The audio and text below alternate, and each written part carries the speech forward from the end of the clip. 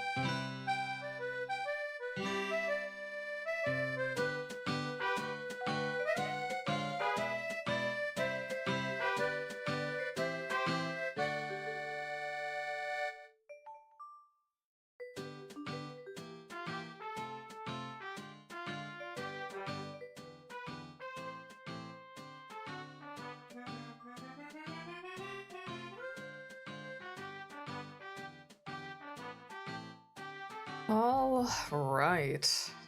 Hi. Hello. Happy Thursday. We're back at it again with games I've been meaning to play for a hot minute because I was asked oh so sweetly and sorry, brain distraction moment. I have water. That's so exciting for me and how dehydrated I am. Oh no, this is a bad omen. Ahem. Hi everyone. I'm normal. I was looking at the bottle of water on my desk and I was like, oh, I only have half a bottle of water. That's not enough. And I glanced to my side to like look at my other monitor. And then over on that side of my desk there was a full bottle of water. And I got so excited I forgot what I was saying and just immediately interrupted myself. Ahem. I'm normal.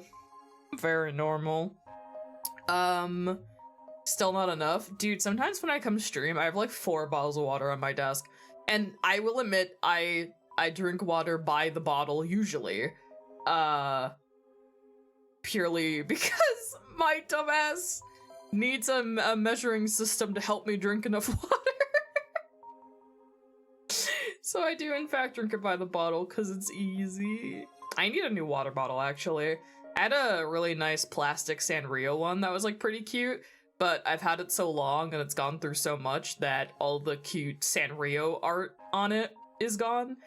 And all of the stickers I put on it that were like waterproof Sanrio stickers that came with it have also disintegrated. So I feel like that's a sign that I need a new water bottle. Gotta get one of those like big fat like metal 1 liter water bottles or whatever the fuck. That's what I need.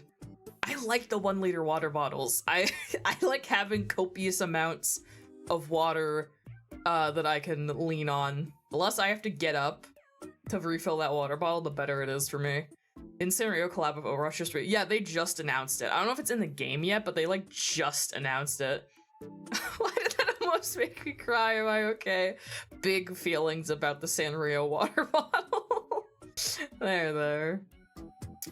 Yes, and multiple people either posted about it in servers I'm in or messaged me it directly when they announced that Sanrio collab. The people wanted me to know that Pom Pom Purin is gonna be in yet again another video game that I don't fucking play. Friend selling a kidney for the Sanrio packs. Oh, God. They're probably, like, so much money, too. Just, like, knowing Overwatch, they're probably, like, too much. I can't wait for somebody to rip the fucking Sanrio models out of that game. I'm very excited for that. In fact, Rocky and I were talking about that on the server the other day, and I ended up looking up on both the Sprite Resourcer and Model Resourcer to, like, archiving game asset rip sites. I was like, what Pom Pom Purin assets can I find on these? And I did in fact find a very good and chunky Pom Pom Purin model from whatever Sanrio kart racing game they had a million years ago. It's very chunky and I like him. I actually think that model is the model that I have used the like 2 times I played VR chat. Oh my god, I saw the info for the collab. Oh god. I am not an Overwatch. I don't have to, dude, that's how I feel half the time, don't worry. Yeah, no, a lot of people thought I should know about the Overwatch collab, and I'm like, oh, that's awesome. I can't wait for Sanrio to A, do a collab with something that I play and or care about, and B, have that collab actually include Pom Pom Purin. Because there's so many times they do fucking collaborations, and I'm like, yay! And then I look at the collabs, and Pom Pom Purin is never to be seen, and I cry. I just want to see my funny yellow dog. Is that so much to ask? Pom Pom Purin Survivor and DBD. Sanrio doing a collab of DBD for cosmetics would be the funniest fucking thing in the world. God. I'm just thinking of the keychains or whatever in DBD that hang off the hooks or like on your survivors, and I'm just thinking of like this really bright and cute Sanrio keychain. Just like one of the really out of place ones, because there's a few like cutesier like cosmetics or icons and whatever the fuck's in DBD. It'd just be really funny.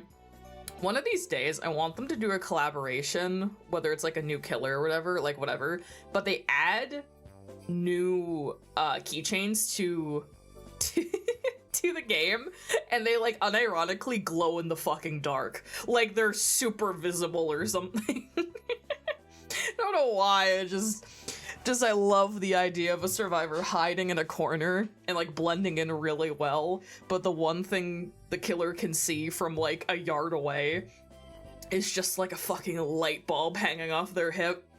There's probably charms that are more obvious than others, but I just love the idea of one that like literally throws light. Like just, oh fuck. DBD needs to start incorporating cosmetics and keychains and like mechanics that are like actively like troll mechanics, as in they make the game harder for you if you choose to do it. I mean, to be fair, there are definitely cosmetics that are really bright and annoying and make you more visible to killers. I should know. I'm a Cheryl main who wears the Princess Heart costume, which unironically does actually glow in the dark. She's like really reflective too. Listen, the amount of escapes I get despite the fact I wear the fucking bioluminescent Cheryl cosmetic just means that I'm like a half decent player.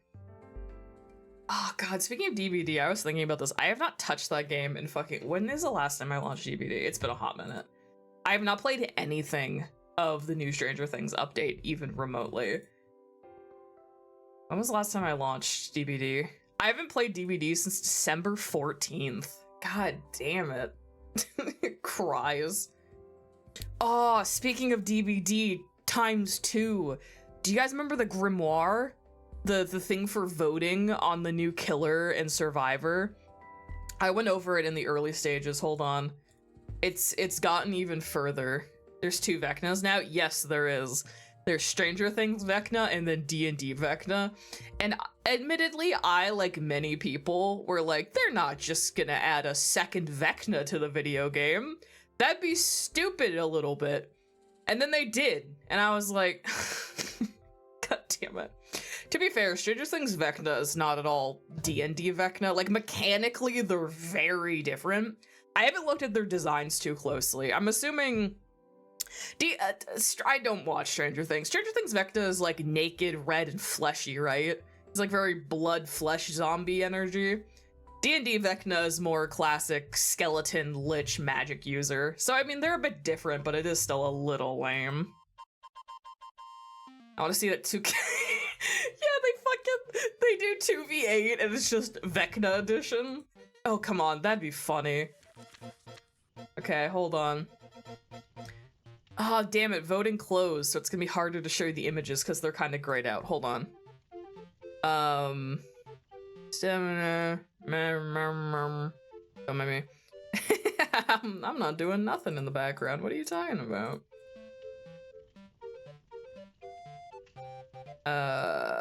Okay. I want to show you guys the grimoire real quick.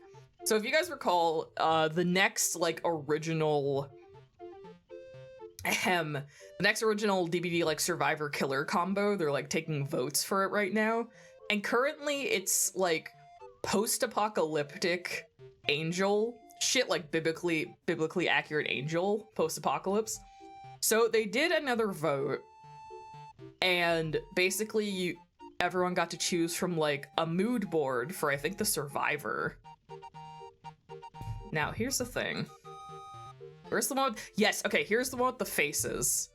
So you got to choose, so the 3 votes that won up, what was it?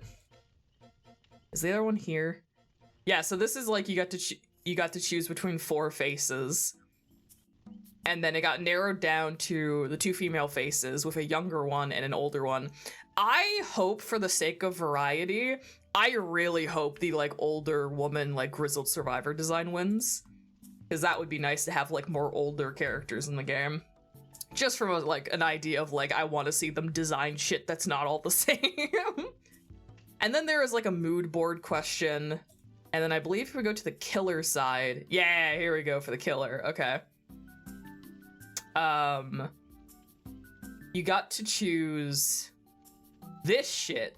So they did, like, 4 texture paintings for, like, the aesthetic of the, like, biblically accurate angelic thing. And these are the 4 you could choose from, with some, like, slightly different vibes. Streamer versus John Connor's mom. You mean Sarah Connors? Sorry, something about you referring to Sarah Connors as John Connor's mom is so funny to me, and I don't know why. Put some respect on her name. Come on. Oh, God. I haven't watched the movie in decades. Can't believe it. Oh, fucking hell. Anyway, so the grimoire is continuing and stuff is being narrowed down, and I'm definitely curious and hesitantly excited to see where that's going to go for that specific... Oh, I need to update DBD. Well, I'll do that later. That's gonna go. It took me even a minute to remember Connors was the name. What a shame. Pop culture, it's being lost. Oh my god. Oh, goodness gracious. I feel like I don't have, like, oh. Yeah? What's up? What do you need? Oh, what? Nothing? Oh, okay. I just like keys. Oh, I'm glad you like the keys. Man, I got off work today and, like, all of the energy truly left my body. I'm very sleepy. gonna see Iron Lung on Saturday. Super excited. Oh, fuck yes. Definitely tell me how it is next time we get to talk after you see it. What would that be, Monday? No, not Monday. I'm not streaming this Monday. Fuck! Thursday. You'll have to tell me next Thursday. Or put it in the Discord. I like hearing people's opinions about it. What was I saying? Oh yes, Eepers. Next CBD killer, the Ocean of Blood. Could you imagine next Dead by Daylight survivor Markiplier? God, fuck, that'd be really funny. I'd love to see Markiplier in my horror game. Oh, God, what was I saying? Eepers. I have to keep saying fucking EP to remember what I was talking about. I'm tired. But we have a visual novel tonight. And that means I have to do a lot of reading, which means nobody can make fun of me if I misread things or if I'm stupid. Y'all have to be nice to me, forever. But we're playing malViolence tonight. I talked about this before, but I was reached out to by the lovely head dev or like creator of this via email, and I was like, what the fuck? I know you.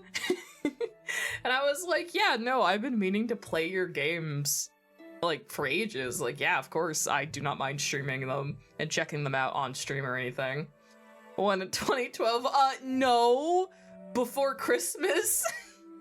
It's not that long. Wait, hold on, I'm checking when I got the email. I still have I literally kept the email in my inbox, in like my important inbox, so I wouldn't. Okay, I lied. Well, before Christmas is correct. It'd be more accurate to say early November. The first half of November is when the first email came in. So before Christmas is still accurate, but like, funnily enough, my timing on this is actually really good. Actually, it's so good that I waited, because they actually just announced the third game in this series. Because there's malViolence, the one we're playing tonight. There's Proto-Violence, which is a prequel.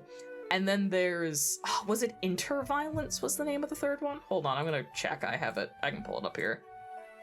Yeah, Inter-Violence is the third game, and they just announced it the other day. Yakuza dragged on forever. Dude, it's over now. I feel so free. Yakuza 7 was so great that I'm not mad that we spent so long playing it. And if anything, we did play Yakuza 7 for nearly as long because it was still on my weekends I was playing that. So I could, like, do big streams for it and everything and whatever. Of course, during the weekday streams, it's kind of limits me to, like, 4 or 5 hours max, usually, unless I go really crazy. No Pirate Yakuza? Nuh-uh. I don't wanna. I don't wanna play any more games. I might play Judgment. Like, I don't think I'm gonna play anything new from RGG. I might go back and replay Judgment on stream, since we talked about that at the end of the Yakuza 8 playthrough. Judgment I would legitimately like streaming, and I would like to show that to you guys, because it's a really interesting side game that takes place in the universe. But feels pretty different. And then maybe Yakuza 0, because a lot of people have asked me to actually stream that. Isn't Judgment dead now? Yes, I believe it was confirmed that they're like never fucking making another Judgment game again. Just to spite me personally. I did see an article that came out about Judgment and how like it's never fucking happening again. The first Judgment game's really good, and the little bit of time I got to spend with Judgment 2, Lost Judgment, I enjoyed that as well. I don't know the plot of Lost Judgment, obviously, so I haven't played the full thing, but, like, what I played of 2 was good. So it makes me sad that they were like, yeah, no, we're not doing another one, which I do get, because it's just a side series, like, it was never meant to be huge. I don't even know if Lost Judgment performed that well or anything, to be honest. Like, I don't think either of those games were crazy high performers, but I'm not actually sure. My first taste of Yakuza was Pat and them playing Zero. Yeah, that was basically mine too. I'm trying to think, like, did I watch them play Yakuza 4 or Yakuza 0 first? I think I watched some of their like Yakuza 4 or like one of their one-offs for Yakuza 5 or like whatever. And then I was like, meh. I was like, there's other Let's Plays I like watching better, because I would rewatch them all the time, right? And then Yakuza 0, I ended up watching, and I was like, oh, wait a minute. I was like, wait, this fucks. This fucks hard, actually. But yeah, no, they were my exposure to Zero, and then obviously I was like, well, Zero's the earliest point in the series canonically, so I might as well just play Yakuza 0, and then it went from there. And then I have so many hours in those video games. But Yakuza 7 or Yakuza 8 has been defeated, which means that after a nice break on this upcoming Monday, we're gonna actually start AI the Somnium Files 2. Curious to see how that's gonna go. I heard, oh my god, like what were people even saying about AI Somnium Files 2? I feel like a lot of people really enjoyed it. Majima being the coolest in Zero hurts me. Dude, he has a 20-minute introduction cutscene. 20 minutes! They knew how big of a deal it was that Majima was playable, and like they were doing that shit with him. 20-minute introduction cutscene with a big band theme for his first fight. What the fuck? It's so iconic. Ugh, just thinking about it makes me laugh. Yes, tutorial's just him as a fucking host. It's so good. It's such like a rug pull from where Majima was in the series when Zero came out. So fucking funny. It's so good. But yeah, I feel like I was gonna talk about other things. Oh, I made a concept art for my new game, and I put it in the Discord, but I'm gonna hold it up to you guys on stream as well.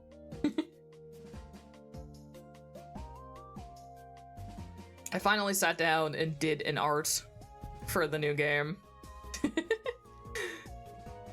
I finally did digital art of our cringe fail protagonist for the new game. I am currently toying with the idea of doing everything for Euthanasia in a limited color palette, so I was doing color tests, and it's so hard. I'm trying so hard to pick a limited palette. I've picked out a few more that I want to do color test with and everything, but that's currently what I'm toying with, is a limited palette. The one in the middle looking like purple guy. I cannot make the game purple. I'm writing that down. I'm thinking that the game is gonna be done in like this sketchy kind of pixel art style. So this is kind of akin to the art direction I'm going in. I want it to be kind of like messy and sketchy pixel art and everything, just because then it's kind of like loose and crunchy, and I like that. So I'm nailing down Rudy's design and figuring out how I want to do the faces and bodies and stuff. I think it'll be pretty akin to my normal art style, but with a, I guess, more... I'm holding my hands up, I don't have hand tracking on, so you can't see me doing this, but like, I guess more squash and stretch and like overtly cartoony, I guess, with the proportions. So it's more simplistic. So like the eyes and the nose features and everything are a bit more simplistic and everything. But I don't know about proportions. I think proportions are going to be mostly the same. The proportions in this aren't fully accurate to what I might end up doing with it. But yeah, I actually did it. I did a thing. I sat down and I did a thing. I did an art, points at it. Very excited to finally get anything down for that. Hi, Rocky. Oh yeah, congrats to Noelle, by the way, for first. You got it today, you did it. What else? What else was I gonna yap about? Oh yes, I posted this on Blue Sky and I put this in the Discord. But I am gonna be doing a little push on tentatively promoting that I have a thing on Throne that I'm trying to get support with. It's just for a portable tablet made by the same company that makes my at-home tablet. I did put up as a goal on Throne, and currently anything from like subs and commissions and anything like that is going to go towards saving money for it and everything. You have a Throne? Yeah, that's so crazy. There's a command for it and everything near him. Game dev stream when? Maybe. I did do coding streams sometimes back in the day when I was working on, I think, Magic Cafe HD. Actually, I was doing coding streams where I would have Rubber Duck Simulator open, and I would have like a tiny window in the corner of me coding in Ren'Py, and we would just hang out and talk like very low key while I worked. So if folks are interested, then maybe on occasion, if I need to, I'll do streams where we do gaming stuff, game dev things on stream. Oh, whoa, whoa, whoa, whoa. I'm tired. One step closer to a just yapping stream. I mean, fuck, basically. That's what my art streams were.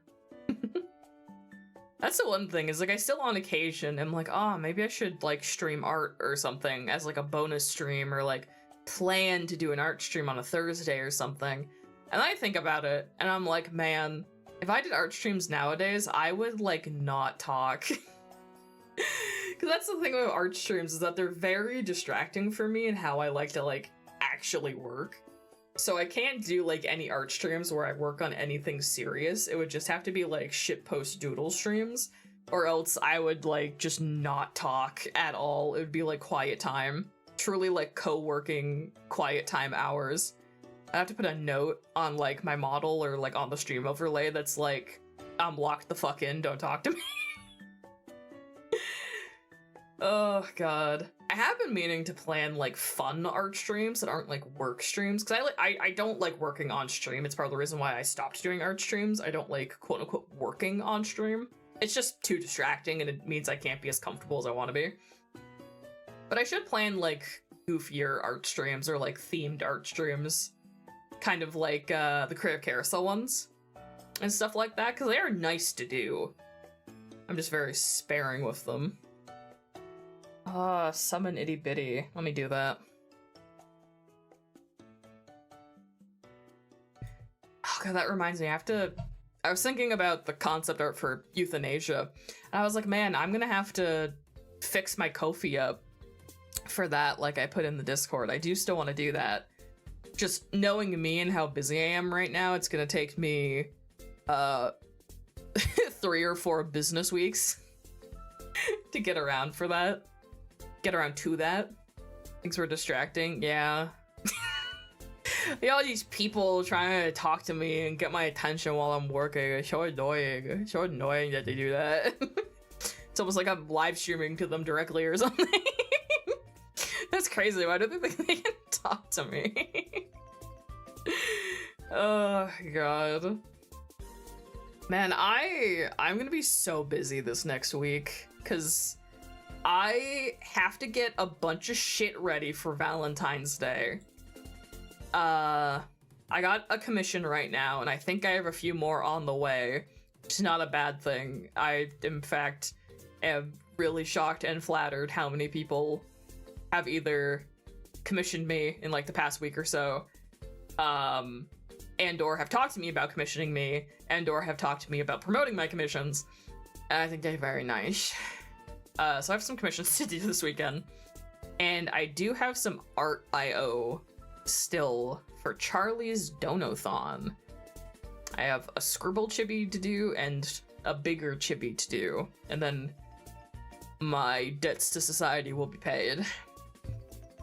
But that's a lot of shit to do in like a week, and I work full-time job. I'm gonna have to be really productive this weekend. I gotta put some energy drinks in the fridge. I'm gonna have a very productive weekend.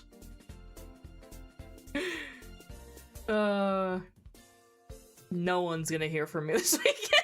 I'm gonna be so dead. Kabuk's gonna be like, oh, Pixel, do you want to watch Justice League? Or fucking Noel's gonna be like, oh, do you want to hang out? I miss you. And I'll be like, no. I gotta lock in. Pickles got work piling in. Yeah. It's very nice. I do actually appreciate. I know. Nah, I won't say that. I appreciate when people talk to me about commissioning me. Like when people reach out and they're like, oh, you know, tell me more about your rates, or tell me about this or that, or tell me about timelines. And people come to me and ask about stuff, and then they're like, okay.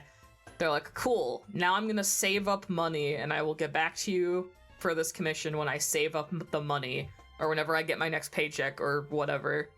Those people are actually awesome to me. I've had some really nice clients in the past who are like that, who've gotten really like nice commissions from me, but specifically after like talking to me about it and stuff like that.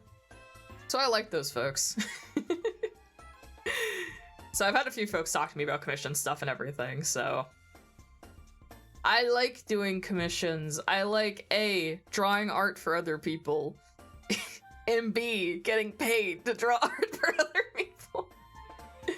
So here's some more commissions and maybe getting more, because then I can put more money towards this art tablet. It's very nice that people have either commissioned and or put money into the throne. I was embarrassed to put it on throne or ask about it. I don't like asking people for stuff, or asking you folks specifically for stuff. Oh, I love a phone link. Just cause like, I do this as a hobby and for fun, and it feels it feels weird to ask for essentially treats. You know what I mean? Like, I don't know. I'm not used to it. I was a little embarrassed, but it's actually been very, very sweet and lovely that folks have been either making effort to help promote it or just support me, or like, and I was kind of like, wow, that's so nice of everybody. Anyway, I meant to briefly mention that and not go into a whole thing about it, but anyway, I'm busy. I have work. Good work. Gonna be very busy this weekend, which I'm kind of excited for. I just lock the fuck in.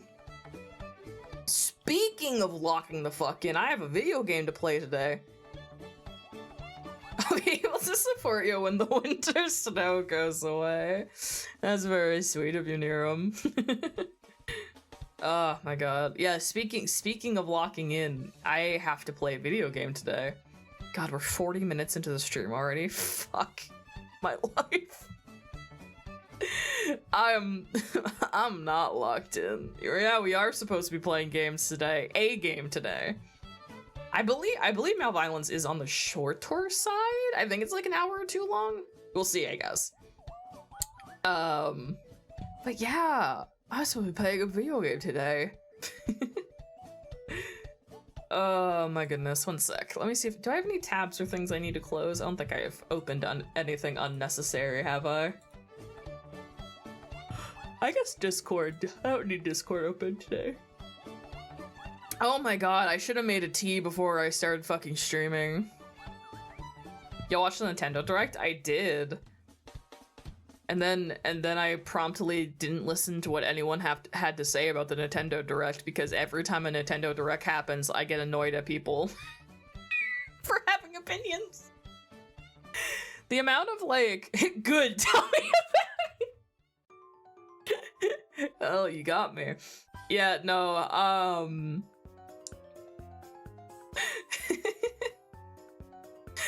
so a lot of the time, I was working. I was literally in a meeting at work, like sitting on my couch, my wonderful work from home setup with my nice little laptop table, all cozy because it was early.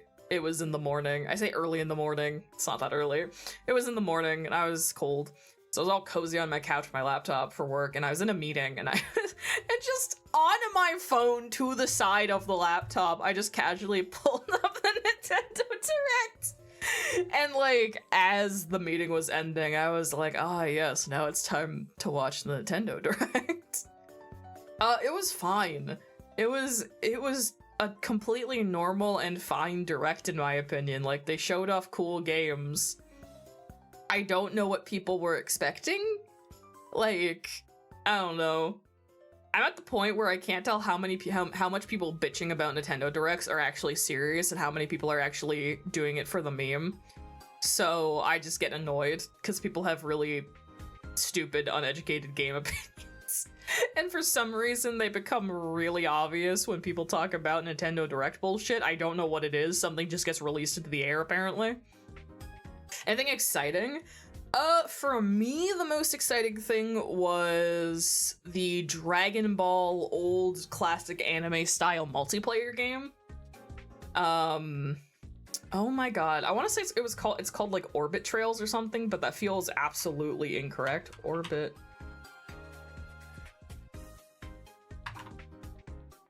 I'm so sorry, I cannot remember the name of this game to save my life. But it's a very stylish, nice looking game. It looks like all of the cutscenes are like 2D animation a la Dragon Ball. They retrying the MMO. No, this is not MMO. This is like 2-player campaign game. Split screen multiplayer. That's very stylish. That's what the Direct opened with. The only other really two things I remember from the Direct clearly, because I was multitasking, was RE9 and also some Bethesda games got ported to Switch 2. Trying to think. Oh, they also showed Pragmata. It's called Orbitals. I was close! Orbitals looks very stylish. It's one of those things where I'm like, this is not a game I would play, but I have to like respect it on style points alone. It seems really cool. Pragmata does look cool. I wasn't sure how to feel about it based on the early footage and like stuff we saw, but seeing the actual like kind of like combat gimmick and character setup with like the astronaut and the little girl and like kind of seeing that a little bit more, I can see the appeal of it a lot more now, like the kind of story beats it's gonna have and like kind of that classic thing of like, you are action man, this is your daughter, protect your daughter kind of thing. It's been done a lot, but I still find it charming and fun. There's some spice in it with the hacking bullshit and stuff. Pragmata looks cool. I'm hopeful that it'll be like a solid game with a solid story, like, because it looks cool. I was just typing the meme. Yeah. I'm trying to think, what else? Oh my god, Paranorma Site! Yes! Paranorma Site! I was so excited when I saw that, actually. So, I have not played the first Paranorma Site, but I watched another streamer play bits of it, and it looked kind of cool, and I was like, oh, maybe I'll play this, because I've been... Indie horror. It is a like horror puzzle mystery novel type thing. Very like visual novel, like hardcore visual novel style. It's very neat. Because we've been having our on and off like visual novel kick, or sorry, like mystery point and click kick, I was tempted to get it and I didn't pick it up, but I've been keeping an eye on it, basically. I keep going back and forth on whether I want to buy it and like have it in the roster to stream at some point. But Paranorma Site happened. Very neat. And then I got so fucking excited when they announced the sequel. I don't know if it's a direct I don't think it's a direct sequel. Like, you're not playing any of the same characters from the first one. I think it's just like similar vibe and mechanics from what I can tell. I don't think you're the same protagonist from the first one, though. But either way, they're getting another entry in the series, and I really like the vibe and aesthetic of it. The fucking mermaid curse shit. Paranorma Site added to the pit of to play soonish, basically. Ah, god, I have to get back to point and clicks. I think we're due for a good point and click playthrough at some point. Maybe when I finally get around to on the Thursday streams to like picking a new playthrough game instead of just doing these like miscellaneous streams. Maybe I'll pick something out of my point and click folder on Steam. I have 3 Nancy Drew games. I've never experienced the wonder and whimsy of either the Nancy Drew novels or the iconic Nancy Drew point and click adventure games. I looked up a list of like the like ones that people said were like the best or the funniest and were like actually just good fun to play still. And my sister bought the 3 of them off my wish list like a bit ago now. So maybe we'll do something goofy and do a Nancy Drew. I also have Sam and Max on the back roster, Monkey Island. Tales of the Neon Sea is a point and click I had requested a long time ago that someone wanted me to play. Mystery of the Druids again? No. I'll die. I do kind of want to stream Starship Titanic, but I don't know how dense of a game it is. Like, there's a lot of dialogue and there's a lot of stuff going on, because it's very... Is it inspired by or written by the person who wrote... Yeah, Douglas Adams, Hitchhiker's Guide to the Galaxy. So I need to look into Starship Titanic more to see if that's a play it by myself game or if it's a game I would want to stream. I think it's a denser kind of game, though. Anyway. Starship Titanic is like an old school point and click that I've heard is very iconic. So I need to check it. I need to read more into it again because it's been a few years and basically decide if I'll like stream it normally, stream it with a guide, or if I won't stream it. That's how it is with all the point and click adventure games. It's like, okay, am I streaming this with a guide because you should stream this with a guide or play this with a guide to not make your life miserable. Play it normally, just run through as normal because it's like, you know, you can figure stuff out. It's not jumping the shark logic. Or for one reason or another, I'm like, I can't play these point and clicks on stream. You're gonna have to mention before you catch up on your backlog. Nah, my spreadsheet. That's what the spreadsheet's for. My beautiful spreadsheet. Which I think I need to update now that I beat Yakuza. I'll have to do that after stream.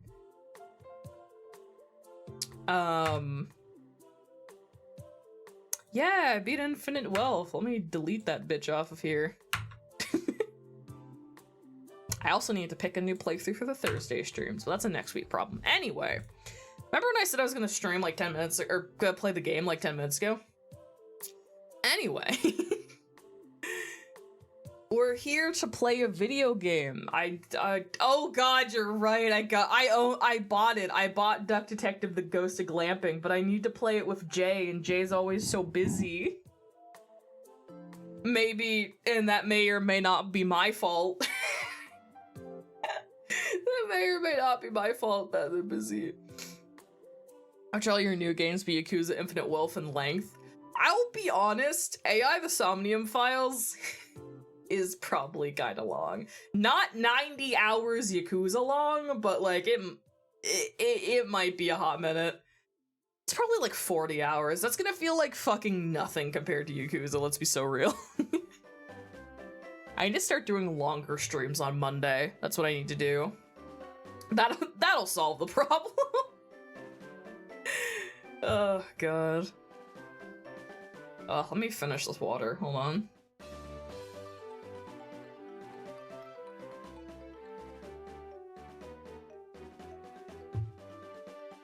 Ahem. Big drink. So we are actually here to play a video game today, don't you know? Which I should probably do. Silent Hill F all endings playthrough? God, how many times would I have to replay the whole game to get all the endings? Because to get new endings, you have to do like full new playthroughs because it like 5, there's like 5 replays worth of new content that like gradually gets spoon-fed to you or something. Yeah, right? 5, yeah. It is a crazy amount.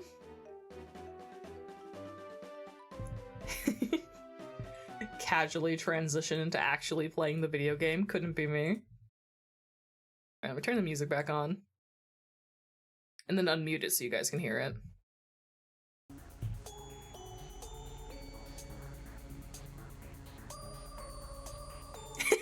Damn, I lost him. I know. See, this game has puzzle. I will be so good at the puzzle. I won't be exposed as a moron.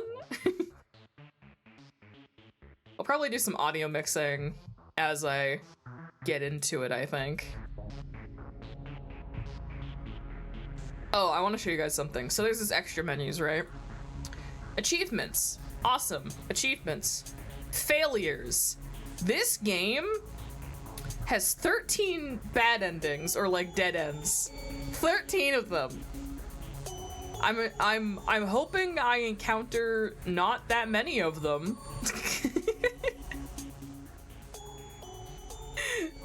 Yeah, it's time to hunker down for fucking puzzles.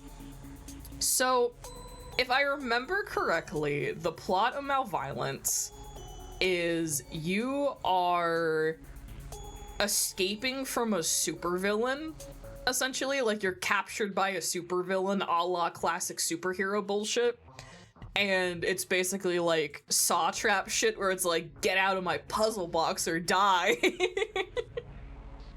And then that's kind of what I remember about the setup to this game. Hello? Hello? What the fuck? There's voice acting? It's probably partial, but that's exciting. Hello? Hello? Hey, wake the hell up! Oh, okay, hey now. Rude awakening. Okay. What the? Huh? Where are you? Sort of cell. Everything's so woozy, you can't... No, what were you doing before you got here? Oh, I want to say this at the top as we get into this, because this game was originally made in 1 month, by the way, for a like a game jam project. The name of which I think is actually... Yeah! So this was made in a month by this whole team.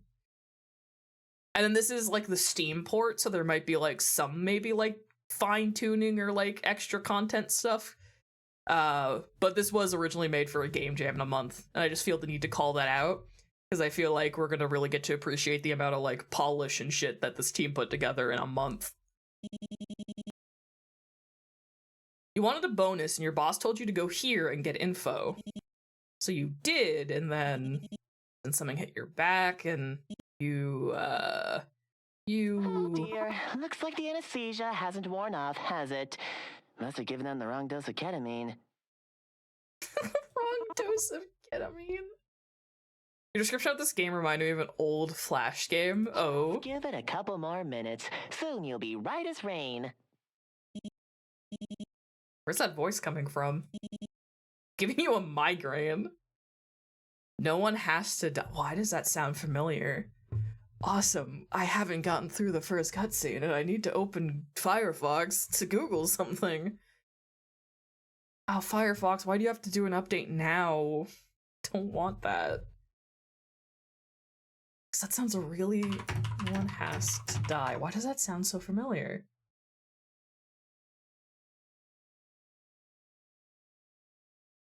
Oh my god, I think I do actually know this. What the fuck? Anyway, that's a throwback. Oh, over there. That monitor in the corner. You'll just push yourself up and make your way over to it. Things said moments before disaster. Oh, I thought they were fully gonna collapse from the anesthesia. Just like stand up and then comedically like just collapse on the ground. Gonna play it again after stream. Hell yeah. What? There's no volume button on the front panel. Maybe it's to the side, or... Too bad, lab rat. You won't find any volume buttons here. Lab rat? What's with that? You're awfully confused by all this, aren't you? Is this game fully voice acted? Well then, Like, allow me for to the other introduce characters that myself. aren't the protagonists? Sorry, that I don't always get voice acting in my visual novels. I feel spoiled. Some call me a simple sidekick, others call me the disciple of danger. Mm-hmm. But if you ask me, I prefer... I hate this guy's voice immediately. Ah, he's just... I mean, he is a supervillain. He has kind of, like, schmimey energy to it. The Great Caution, Emperor of malViolence! The Great... Okay, so it's just pronounced caution.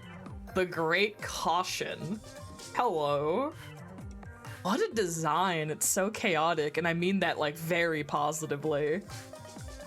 Also, fuck yes, music? Good tunes? Or caution for your convenience. Seriously? A kid? You got locked up by a kid? Oh, Labrat, that look on your face is priceless! I want to take a commemorative photo and tag it to my bedroom wall. Ugh, please don't. Everyone tells you that you have a resting bitch face. Sadly, my camera isn't with me right now, so you'll have to make do with me telling you why you're here.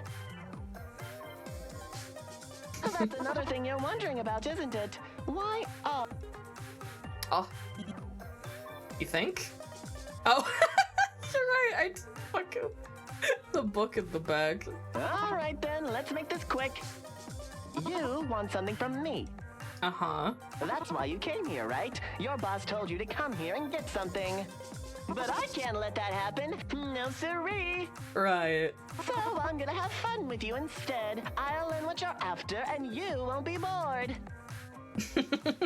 Weird. Deal, right? Well, I don't know about that, but... No. No, it's not. You're a funny one. I like you already. So much so that I've let you keep your gun. Feel I have a gun? screen anytime. I promise I won't care. Sometimes when I'm trying to be careful, because sometimes when I try and click through the audio, like, because he talks, but the audio subtitles don't follow the speech perfectly.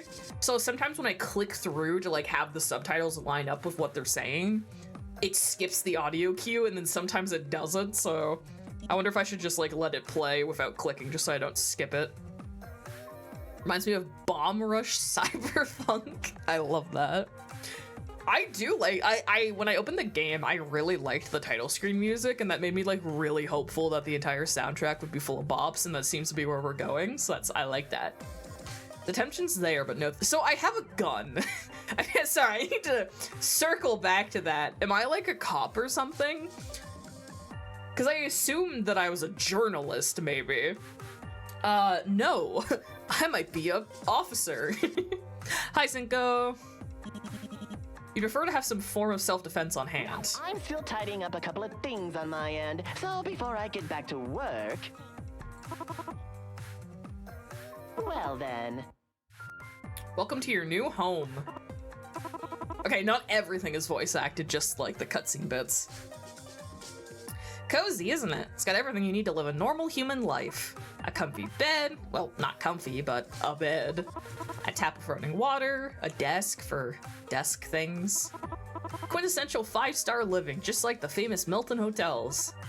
Oh, and if you get hungry, just lift the painting in the middle of the room. The vent dispenses Lab Script 4053.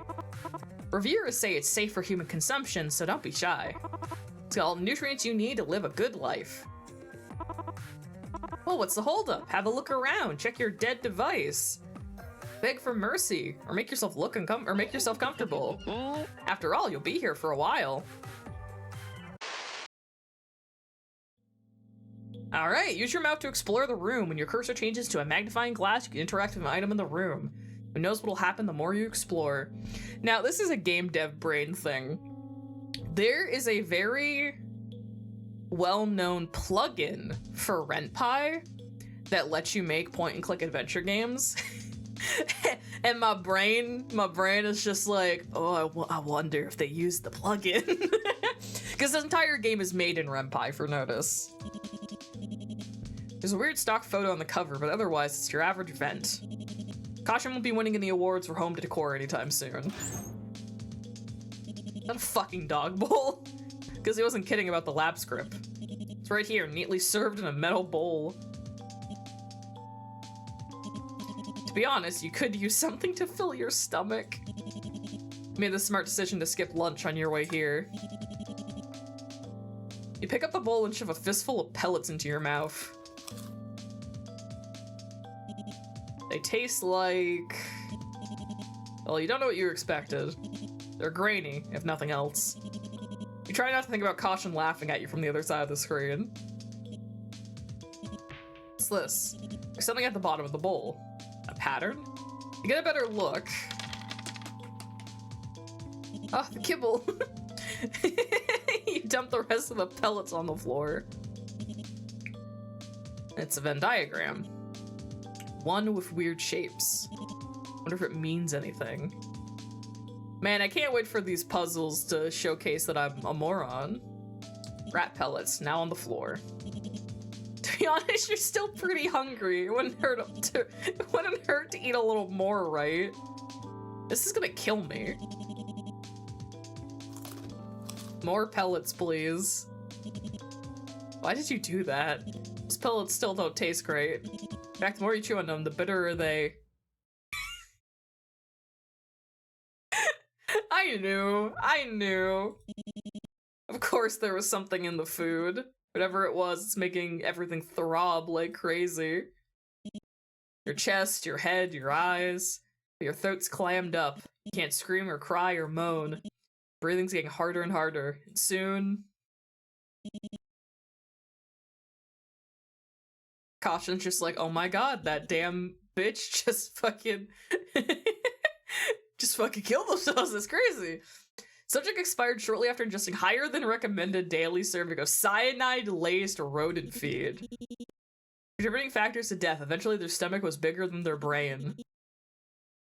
May need to reevaluate stop agent's dietary presence. Okay, so I'm an agent. Dead end 1. Cheers, it's cyanide. I love that. That's great. Anyway.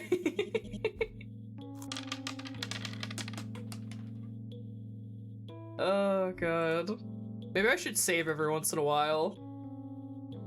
Your throat's dry and sore, but you can't find a cup anywhere. We expect you to drink out of the faucet. Great.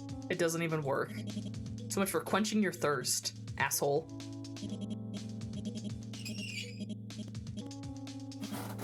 It's bed. I'm surprised you slept at all on something this lumpy. Yeah, right. Back at home you worship your crappy mattress. It's a desk. For desk things. What an evocative description. Door handle. For some reason, you want to look around the room again. Oh, I have to... Yeah.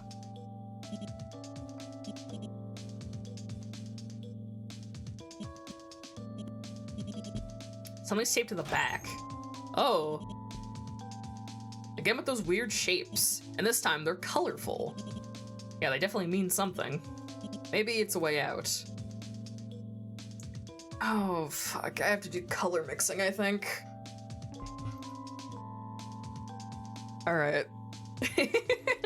Time for memorization. So let's see. Squiggle, that's red, blue. Red, blue, yellow. So, red, blue, green, blue. Okay, hold on. Oh, this is your ticket out of here. Wheel's just like the wheel on the vent cover. A little time and effort. You think you can crack it.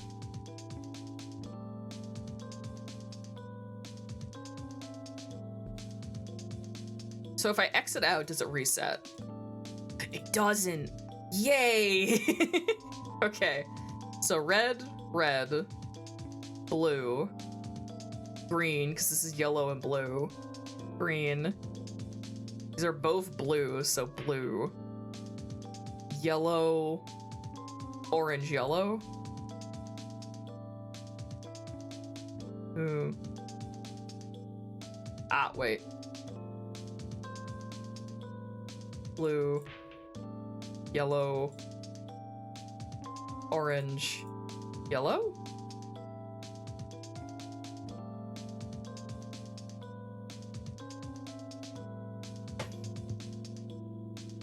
Is it not color mixing? Is my life not that easy?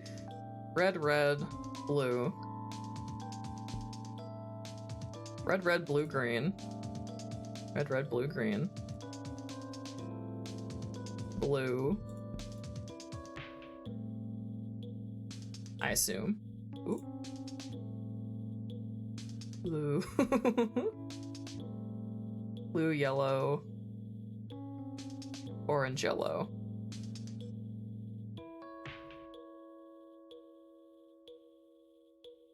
Perhaps this is not the way I meant to interpret this puzzle.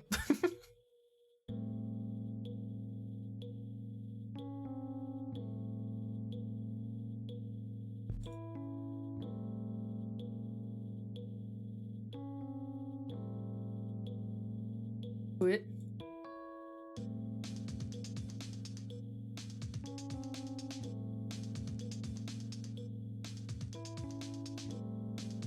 Okay, this does have 8 on it.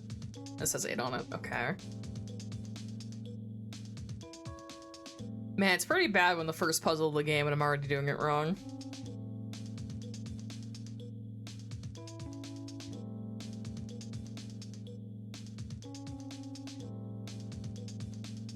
I see, is there any other squares where like stuff overlaps? Is this one green? Because circle is yellow, right? Circle yellow.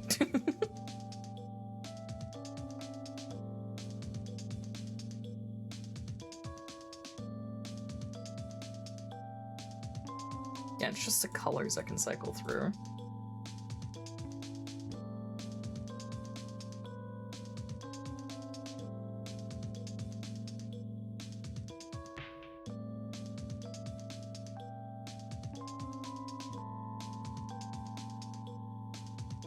Green. Green.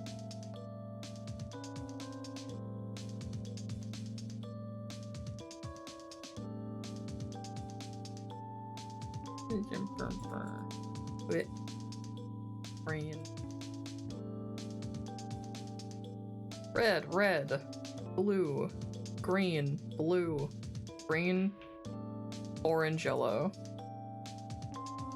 That would be this. Is there anything else I can look at? I have the feeling the answer is no. I can't eat the rat poison again.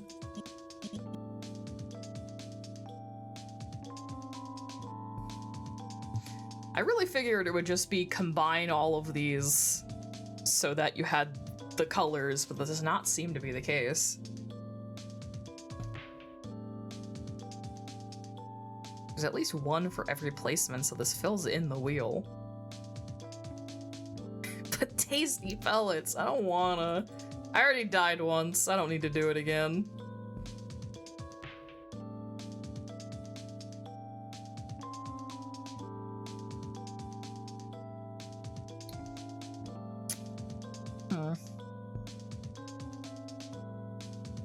Hold on. Do I know my colors? Hello?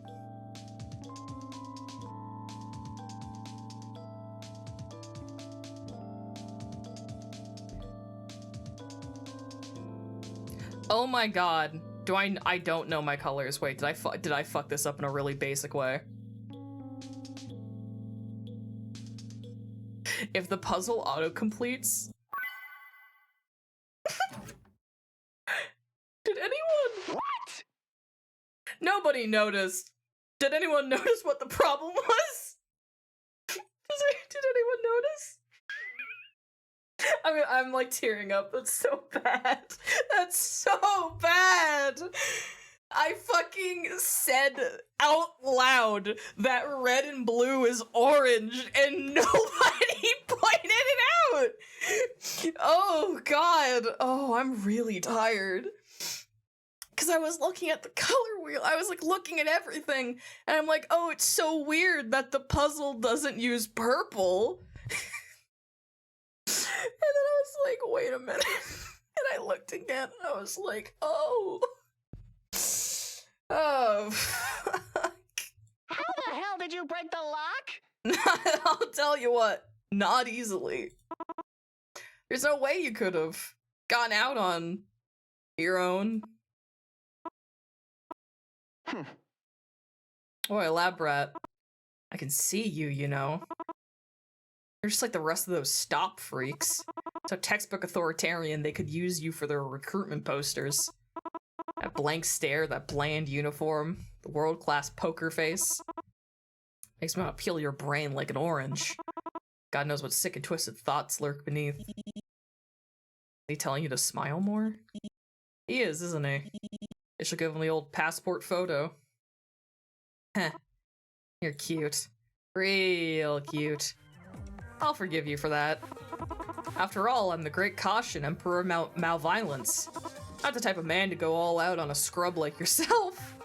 But alas, even my limitless generosity has an expiration date. And you're creeping up fast on the sell-by. Anywho, you do want to escape, don't you? Well then. Allow me to give you a final pearl of wisdom. Stop making mistakes. Because the next time you screw up, you're not gonna like what happens next. Oh, okay. Well, that was unnerving. So to tell when he's being serious, but his hatred for stop freaks is clearly no joke. Almost like he... No. Remember your training. Now's not the time to overthink things. Need to get out of here. Detective work can come later. Ah. Okay, I'm more detective than cop.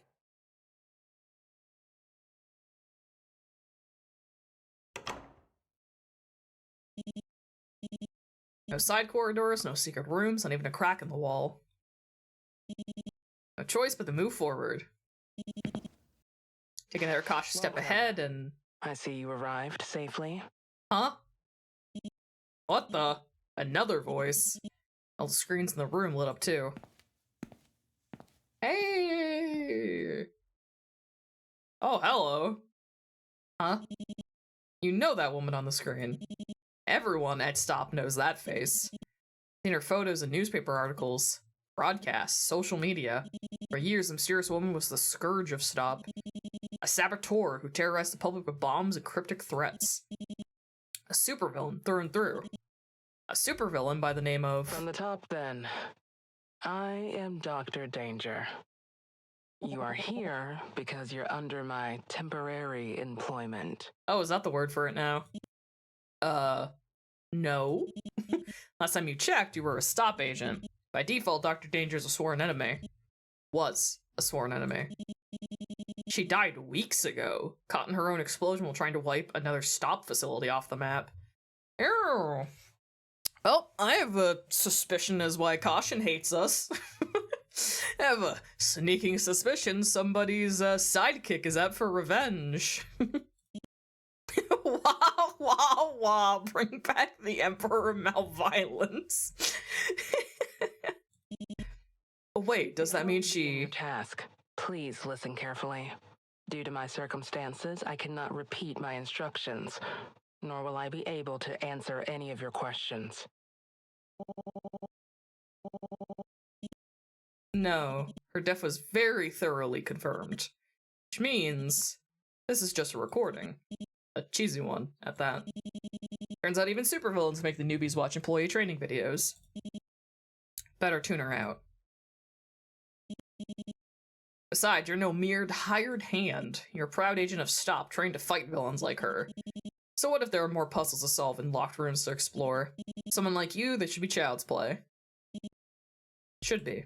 Well, I don't know. After that basic children's color mixing puzzle, I'm a little nervous. Because I might be a fucking moron. Anytime I'm employed at, like, a government institution, I am their least competent employee, without fail. In every game I play, I immediately, whatever protagonist I'm embodying, they shoot downwards to the bottom of the list. Might be. Seems like a typical evil lab straight out of a comic book. Let's see here. Massive computers, high-tech gizmos, and a primary source extractor? Ugh. Looking at the thing gives you goosebumps. You have to go through here? Maybe there's something you missed in the corridor. Yeah, you'll turn around and... it's not opening. Well, there's still the door on the other side. You'll just walk over and it'll automatically... and it's shut too! Great! Off to a fantastic start already. Wait, something else here. What the fuck? A lock with a strange puzzle. Kind of like one you found in your cell. Maybe you'll find an answer in the room. Sit down in the chair. You know what? So true. Let's strap in. From a comfortable distance, you eye over the primary source extractor. You approach carefully, listening closely for any hints of it roaring to life. Agents are expected to keep their wits about them and not jump to conclusions, but it's hard to see the device in front of you as anything but an electric chair.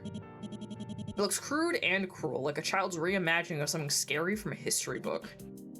That may be exactly what it is. Whatever its purpose, you give quiet thanks for it being out of commission.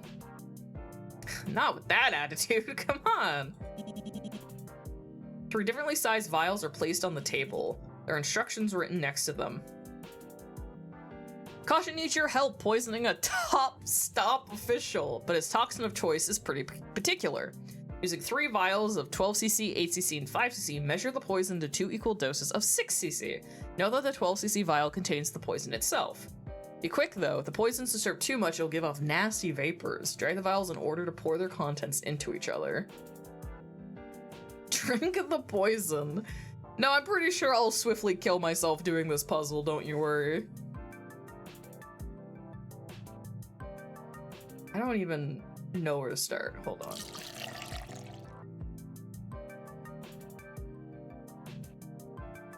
Hold on, thoughts are happening. Which is rare for me. That just brings it back up to 7. But we gotta see all the— don't you worry, we'll get there.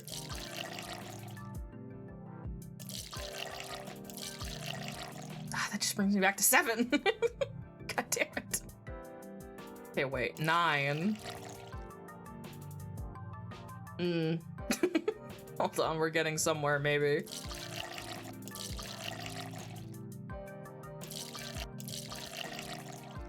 Ugh, we are not getting anywhere.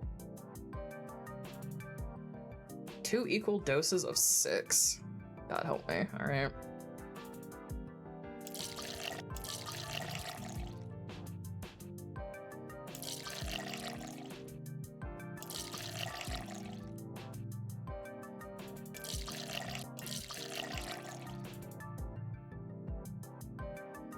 Ah! 2 doses of 6? Yeah. My school didn't have chemistry.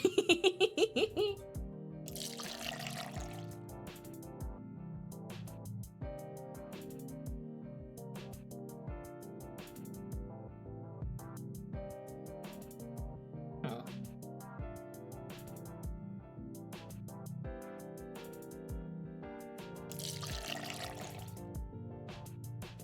I need to use— hold on. I'm thinking. No, it doesn't reset it! Damn it! Okay, hold on. Give me a sec! I'm just trying to think, because no cheating for you. God damn it. That just gets me to 7, which doesn't fucking help me.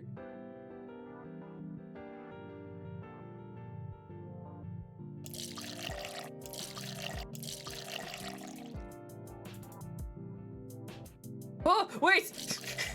I solved it accidentally! All my puzzle solving is done in only the way God intended, which is by accident. You solved the puzzle! A small compartment opened up, revealing a marble. Underneath it is a note reading Brook Yang. You wonder what it can mean. There's another puzzle in the back. There's that puzzle there. Oh god, there's so many puzzles. You paused when you saw the silhouettes from across the room, but on closer inspection, these aren't firearms at all. They're megaphones. So many colors, materials, variations. It's far from organized, but it does look like a collection. It's hard to picture Dr. Danger, one of those stops most wanted criminals, picking up such an odd hobby. And yet, half of them are tagged with the initials DD. Every supervillain's bound to have a quirk or two. Looks like there's an open toolbox. You approach it, take a closer look.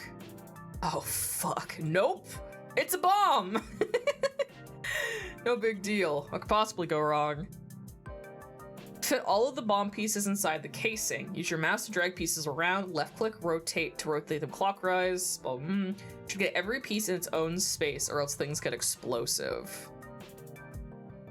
How do I rotate? Oh. Okay, well, obviously these go up here.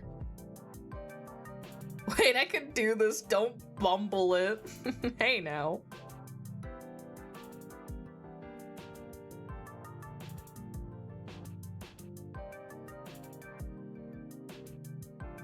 I know I'm not rotating these. I'm just taking it very straightforward for the moment.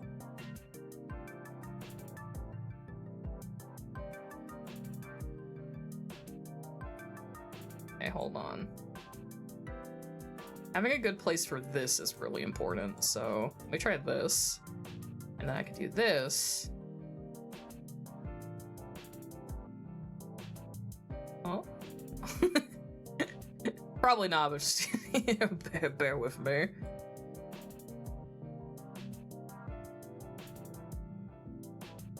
Okay. So I think placing the biggest two ones first is probably my best bet. What about... No, something like this, and then...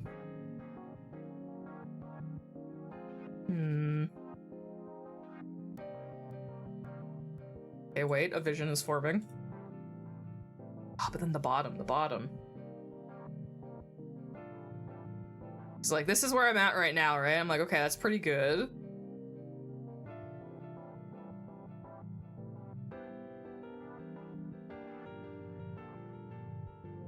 I know I'm not there, just give me a second.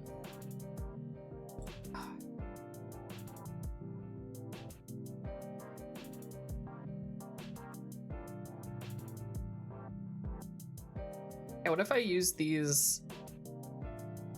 I can't use them like that.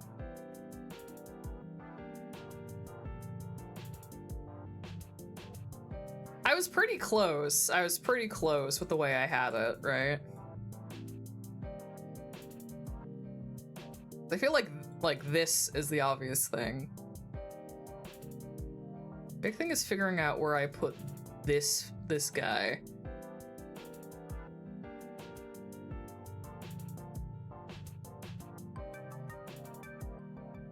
Oh wait, I could... But then it gets hard because anything that has a 2 space is wrong. You know?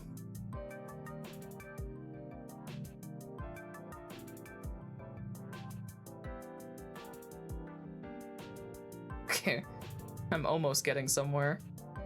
Not quite. Ah, damn it. If only this was a 3-piece or a corner piece. All right. I need to somehow make room. I'm just gonna I'm gonna keep like this half where it is, but let me just... I'm thinking.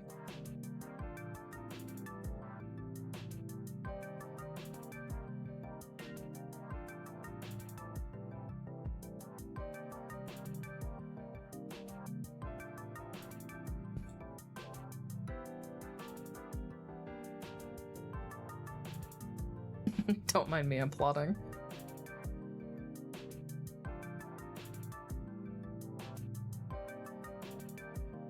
Okay.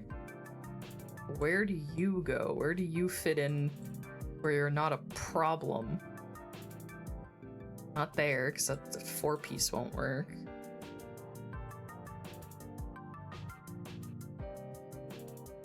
No, this won't work. It's close, but it won't work because when I put this, then we have this problem.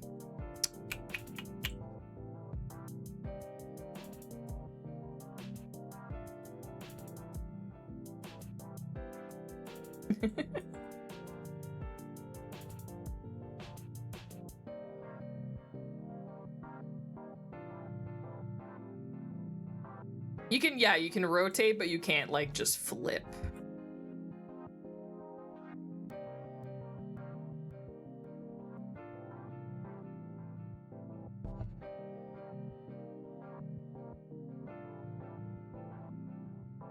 gonna start fucking throwing shit places. Hold on. No, that's not good. No.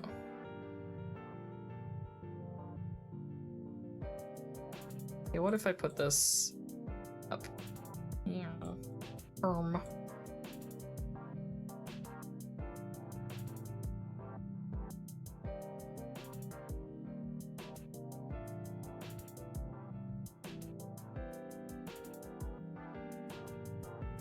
It's so hard to figure out where I should try and utilize these fuck-ass weird pieces.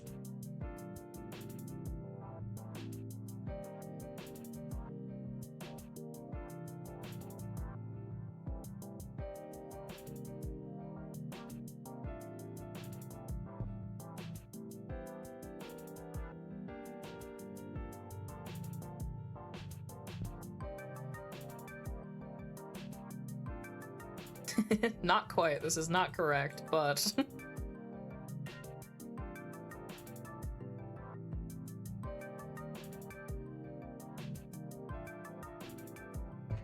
That's the thing. These two tips at the top and bottom have to be filled somehow. Question is, what's the best way to do it? What if we just...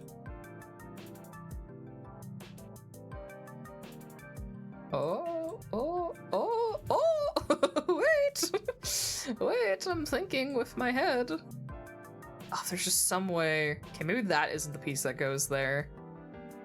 Try thinking it backwards a bit. I'm so bold of you to assume I could do that. That's so sweet of you. Okay, I'm getting somewhere. I just need to figure out where I can put this thingy.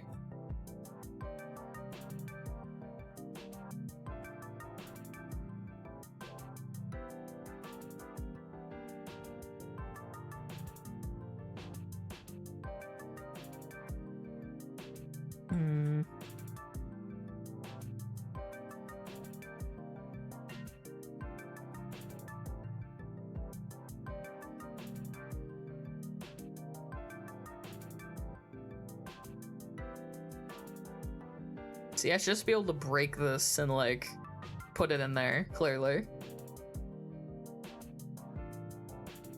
This feels good. I feel like what I need to do is fill this bottom part without actually using the corner pieces. Like, these have to be used somewhere else.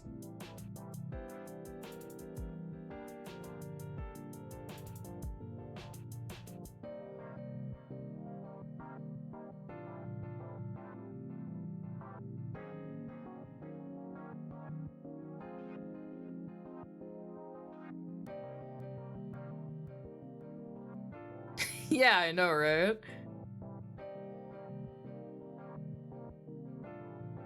Wah. See, if anyone thinks I'm particularly stupid, I want to gently remind everybody I have aphantasias. so if anyone's like, oh my god, how's he not just picturing it in his head? I can't. I can't do that. I just have to kind of keep slapping things until my brain starts to see it.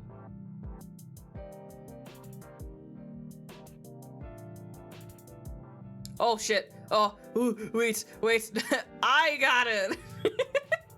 I did it. Yay. Submit. Yay.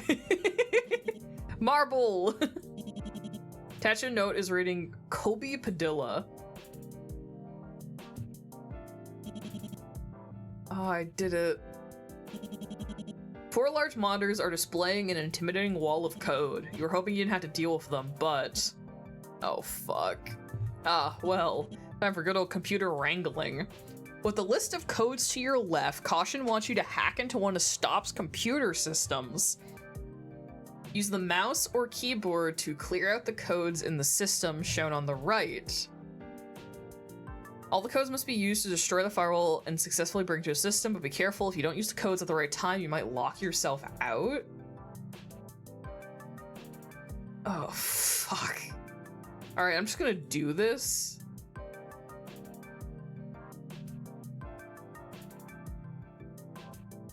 Just kind of going through the motions, I just...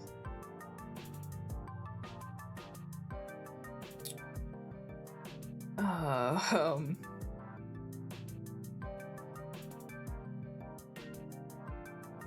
and that one. Huh. I think I fucked up. Yeah. Frowny face, yeah. Alright.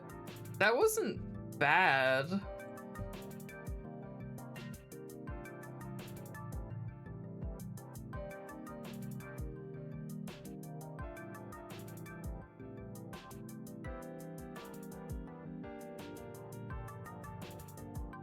Oh, this one's close, but it's flipped.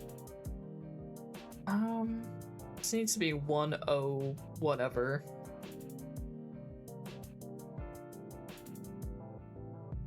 I think I already messed this one up.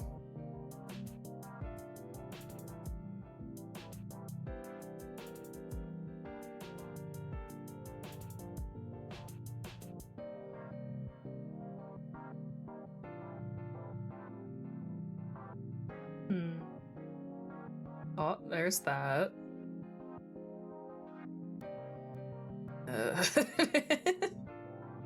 That, and then that, and then boom, boom. Hey! Computer rejects a model or marble along with a note reading, I see a bishop. See, I'm not that bad at puzzles. You just gotta give me a chance. You approach a strange locked door. Oh god. Turns out it's even stranger close up. Knock down these effigies to stop officials in the same order you encountered them. So far you found Cody, Asha, and Brooke. The same order you encountered them? Well, I did Brooke first. Alright. Brooke.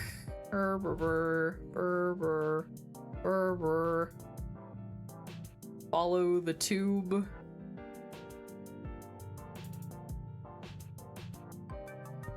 Oh, damn it, I got lost. Fuck.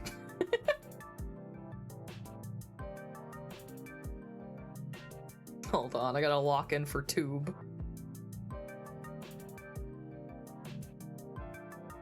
Left is okay. So I need Brooke.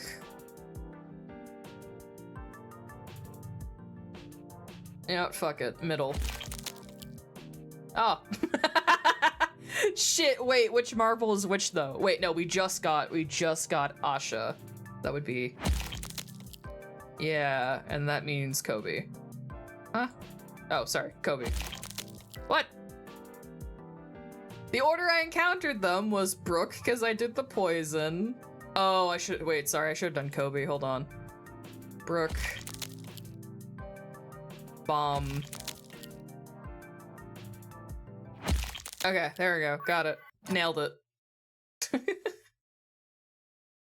I'm the worst agent Stop has ever had. Well, if it isn't a lab rat.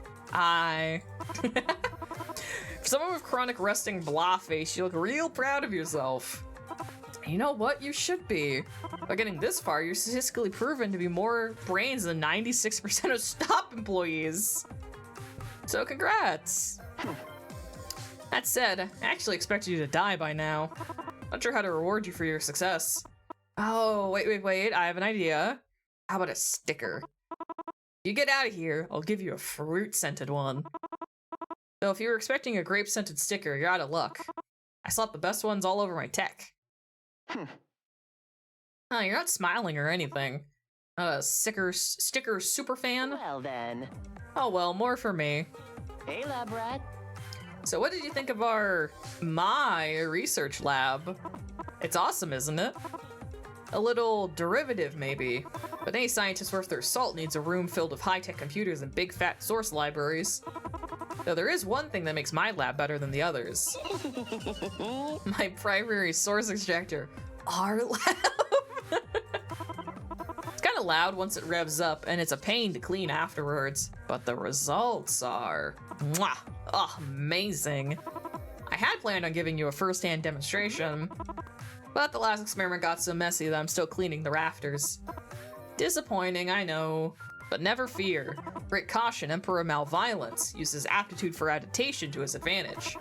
And so he constructed these quasi-deadly puzzles, sure to satisfy even the least imaginative of stop agents. Aren't I thoughtful, lab rat? Yeesh, tough crowd. You must be fun at parties. Anyway, enough dilly-dallying. Vamoose to the next room already. There's more games for you to play. Or hell, take your sweet time. I always wanted to see how motivating electrified floors can be. He's clearly joking again. Probably. Maybe. I like how there's like a takeout burger bag behind him.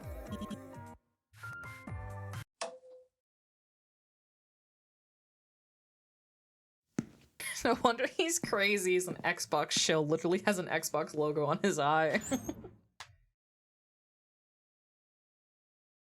Oh, this is kind of nicer looking than the lab, actually. The self-styled supervillain has got world-class bad manners.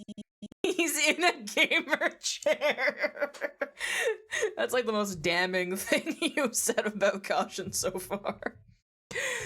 Where would he have picked up such a nasty personality anyway? You know it's pointless to speculate, but you can't help it. Your current surroundings are unusually ordinary. Last corridor looks straight out of a sci-fi movie. This one's practically mundane. It's got more in common with a basic stop research building. Brings back memories of your days as a low-level agent, trudging through halls delivering low-level intel to low-level researchers. Your supervisor loved emphasizing the low-level part. Pressing your keycard to the reader, hearing that little beep of approval, seeing the doors click open. Waking up in a mad scientist research facility has a way of making you long for the simple life. Speaking of doors, this corridor's got 5 to choose from. Pause. Once again, your fate is in your own hands. This is another one of his puzzles. Good. You made it through the experiment room. Oh, hey, Danger. Whoa, Dr. Danger's on again. What did you... No, calm down. It's probably motion activated. You should have listened to the last recording since it seemed pretty helpful. This time you'll stay and pay attention. Give me lore. Give me a lore dump. I apologize for any distress that the previous room may have caused you. I like this design, because it's a nice design, but it's so, like, supervillain with a capital S. Like, it's so geeky in a way, I really like it. For whatever it's worth, please know that I do not take pleasure in hurting others. The sight of blood makes me quite ill. So I have to assume Caution is Danger's, like, sidekick. That's kind of been going rogue since she died. Or maybe, I love the idea actually, wait, prediction. Caution was just like set up here in the lab, like their ex-base, just trying to like be alive and like grieving the death of like, I assume a mentor figure to him. And then this fucko agent starts knocking on his front door and he's just sitting there in his gamer chair, just sad and eating a burger. And he's just like, now wait a fucking second. I can have a really fun Saturday. Like, you know what I mean? Like, he's probably just being a little shit to be a little shit, you know what I mean? That's what I'm assuming. Because, like, we know she's dead. She just died, right? Like... Always has. Allow me to explain. No, that room belongs to my apprentice. Currently, he is running an experiment. Even if he seems more interested in the process than the results. Honestly, I'm in no position to lecture him. He's not cruel, he's just... Please, listen carefully. I suppose I can say this. All his test subjects have a certain unfortunate commonality. A terminal condition, as he sees it, that makes it very difficult for him to remain impartial. I apologize. I apologize for being vague here. The nature of this work has always been a private matter. It's not your responsibility, it's mine. What's that supposed to mean? If you're looking for where to go next, please take the door directly in front of you. The other doors are very much best left shut. Take care now. I'll see you in a week. Fuck, god damn it, I think I'm learning something. You know, Niram, it's all about self-discovery.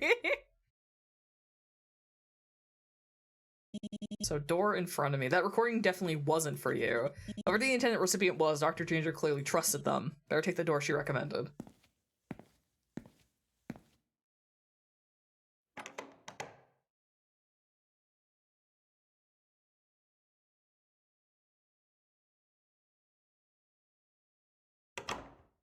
Oh, this looks like an office. An office! God, my astute observation skills. There's shelves everywhere. Loads of files, too. Like the hall before it, it's oddly ordinary. Just double check, though.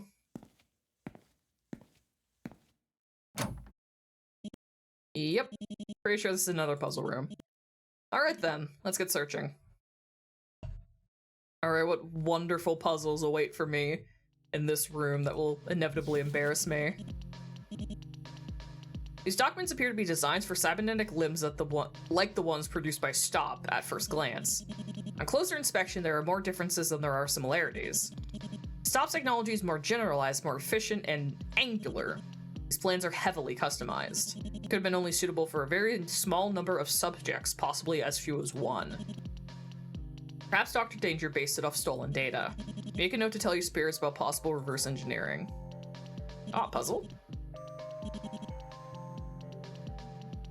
Alright, it is time for a crash course in cybernetics. Lay down new synthetic neural pathways, but be mindful of the original pieces that can't be moved. Here are some basic recalibration rules. Oh, fuck. What am I connecting? Just anything? Wait, I'll keep reading.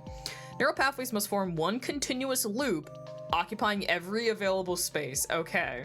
Pathways can cross over themselves, but they can't retrace themselves, so no T intersections. At any four-way intersection, a neuron will always go straight through. It never turns. Okay. You can only submit possible solutions where there are no open-ended pathways, including T intersections. Okay. What? Oh, okay. Oh, I'm gonna be really bad at this.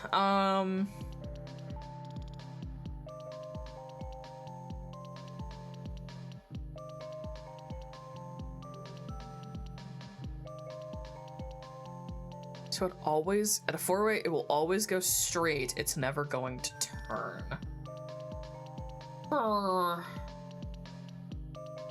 So does that mean if I do a turn here, it won't turn? What happens if I submit? Oh, it just doesn't let me. Okay. Yeah, I figured it starts and stops up here.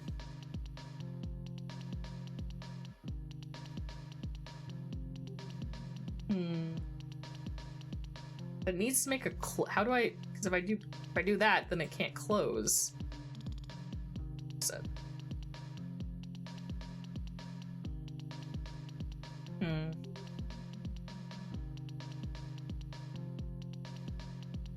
Why can I? Oh, drawing the line's a little finicky. Hold on. So can it only turn if it's like? Then it goes straight through. So then the part that's bugging me is, does it turn without being funneled through a piece? Or does it turn when it hits a wall?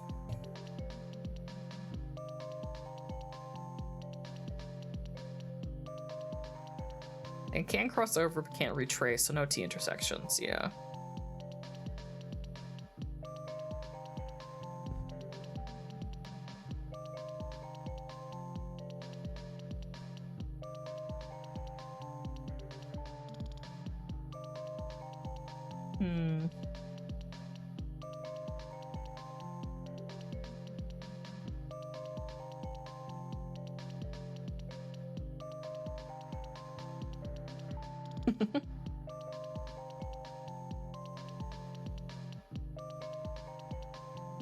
Hello, please. Please let me keep drawing. Ah, keep drawing the line.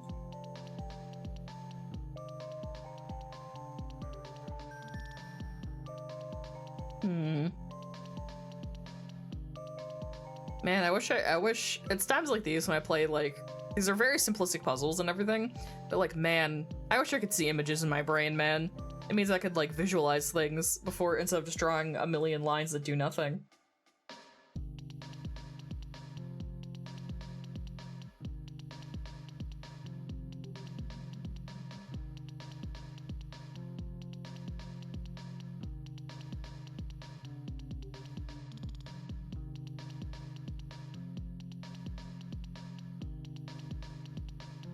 Aaron always goes straight to the T-paths.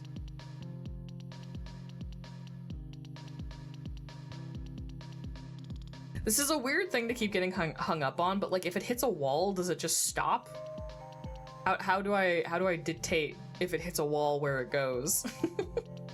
Because the tubes imply that you need to use the tubes to turn it. This is a weird thing to be getting hung up on.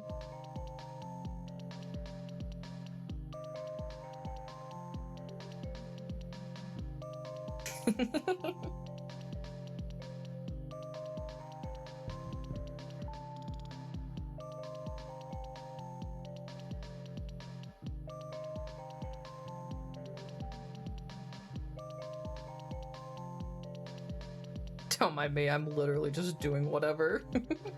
Oh wait, but it doesn't turn.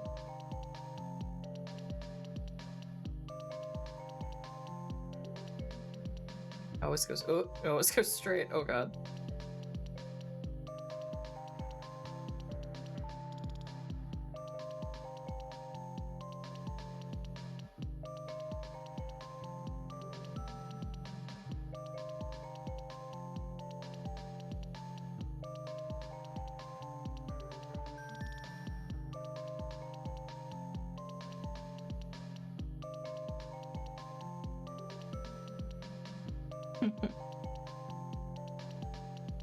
Then it goes straight though, so that kind of...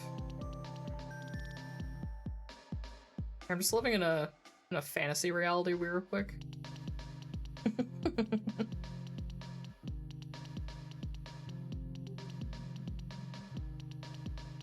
Be better to like...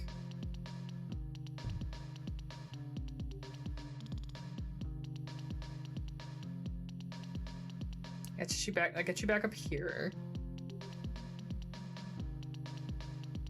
No, because then you can get back properly. Okay, hold on.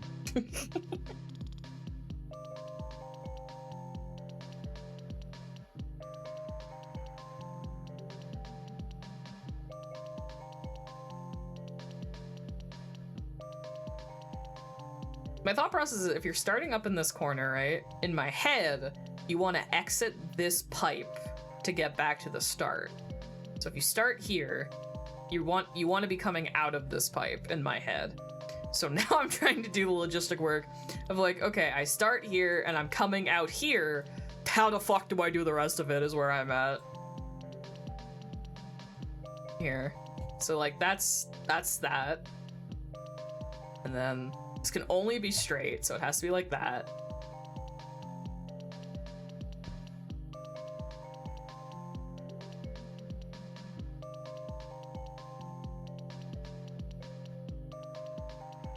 Then that gets us here. I guess it says it goes straight through. It doesn't say it goes straight until it hits a wall. That's been a weird assumption I've just been making. It just says it goes straight. It doesn't turn, but it doesn't say straight through. Or it does say straight through, but you know what I mean.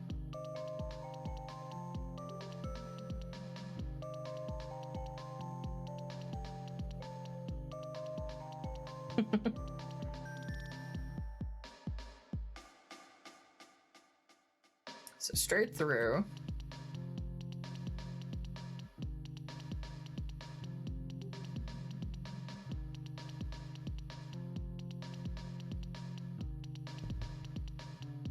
Okay.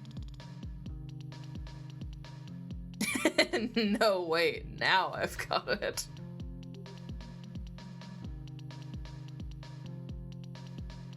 One sec, sorry, I'm checking a notification in the background. So we start in this corner. I gotta talk this out. First one I had a T. Ah, those nasty little T's.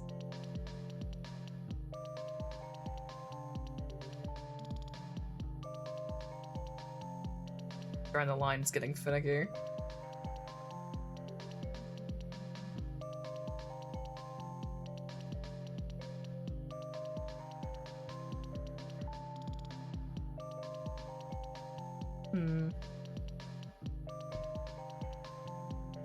I wish it was easier to erase bits of the line as you go, but alas, it is not.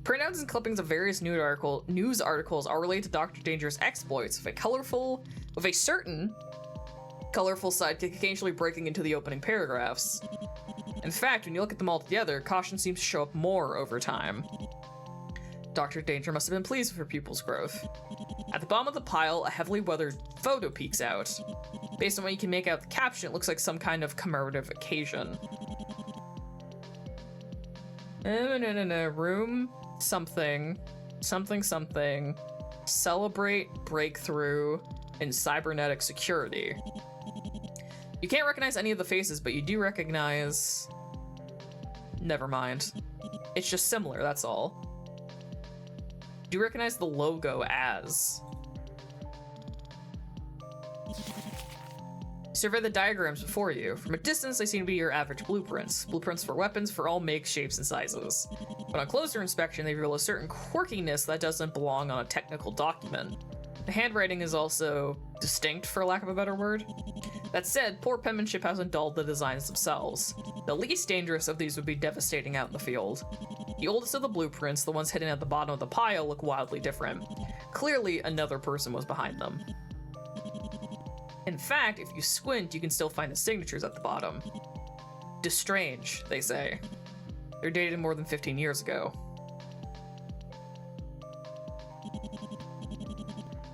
Oh? The blackboard's covered with little doodles, but they don't seem to be there just for decoration. I hate to admit it, but they're kind of cute. Completely unlike their creator. Nothing wrong with poor penmanship. Intake dates. March, June, September, December. Can I move these?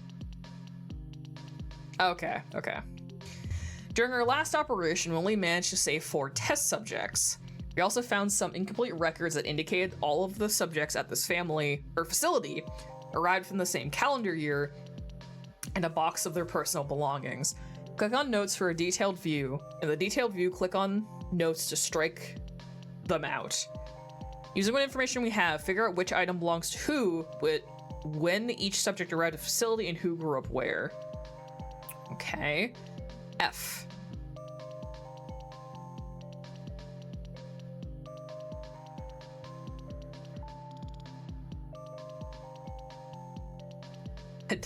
How am I supposed to assume anything? Oop. You know what? I haven't saved, actually. I'm gonna save real quick.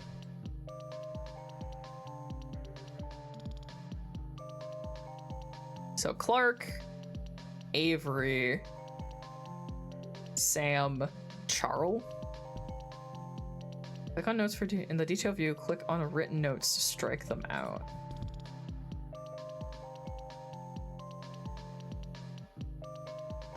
But when I click on things, stuff doesn't get struck out.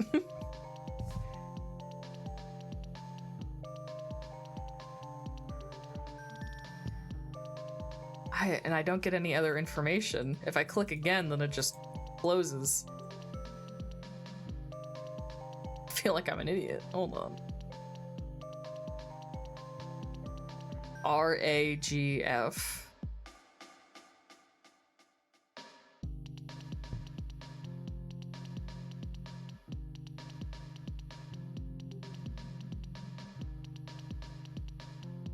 Yeah, I don't get this. I feel like I'm not doing something properly.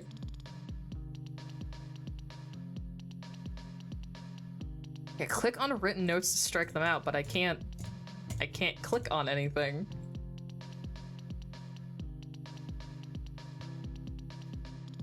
I don't know, can I just guess?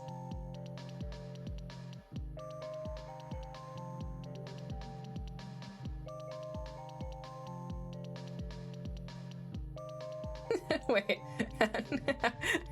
how aggressively am I supposed to, hold on, reset. How aggressively am I supposed to connect these? Watch you get this first try, I don't know.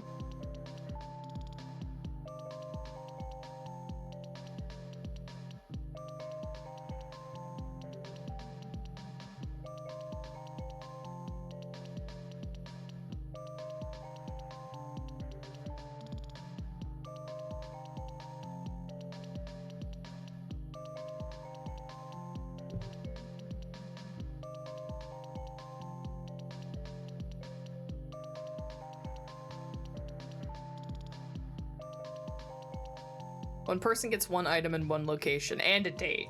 No, I understand that, but like what information? Because it says click on notes for a detailed view. In the detailed view, click on written notes to strike them out. What am I clicking on? There's no writing on any of these except for the names. That's why I'm like, is this just guessing or am I missing something? Because if I click on a note again, it closes it. That's why I'm confused. Oh, ad break in 15 seconds, by the way.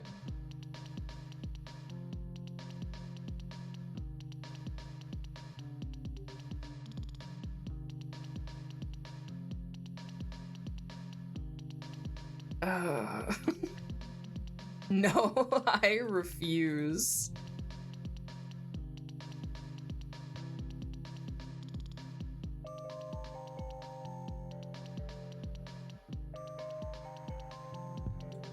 Okay, am I missing something? Hold on.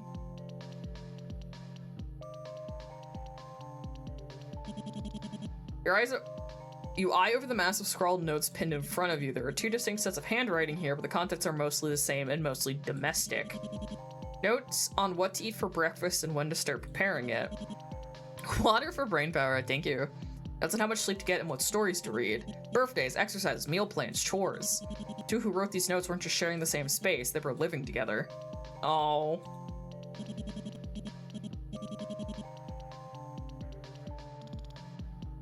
As you look over the sprawling web of photos, documents, and diagrams, you realize everything in front of you is perfectly in order. There are the notes of a hunter, and Stop was their prey. You recognize dozens of names, operations, and places, vital parts of Stop's organization that suffered heavy blows in the last few years. But you've disturbed by how many places you don't recognize. Laboratories, factories, armories that must be high above your clearance level, crossed out like someone was just going down a checklist. All these top secret sites have the same acronym, YTDI. No, you don't recognize it. That's par for the course with Stop. If you don't know what an acronym means, it's probably above your pay grade.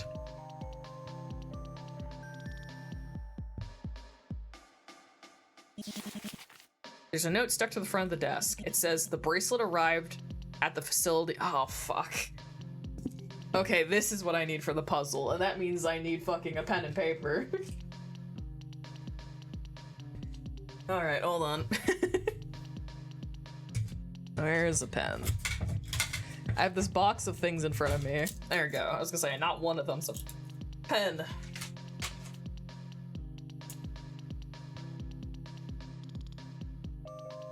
Bracelet.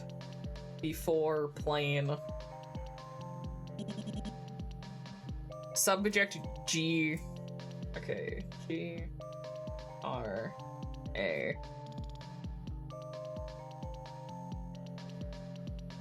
Making like a little grid. The yo-yo trickster did not arrive first.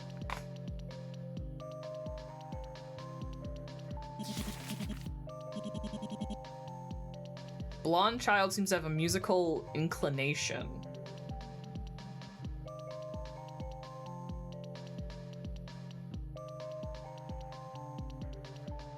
Okay.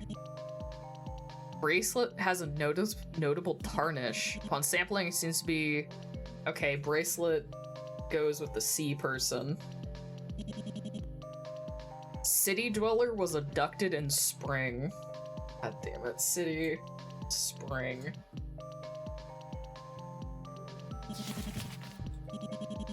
Redhead said they have never been to the suburbs or open water.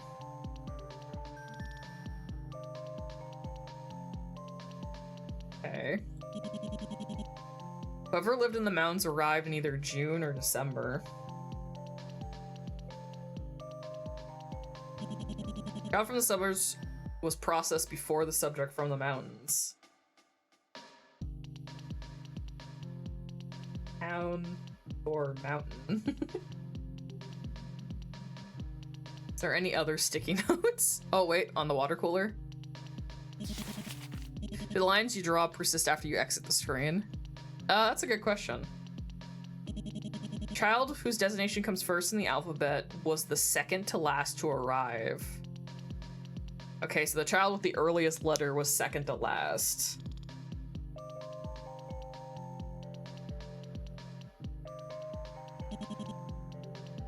R arrived in June. Okay.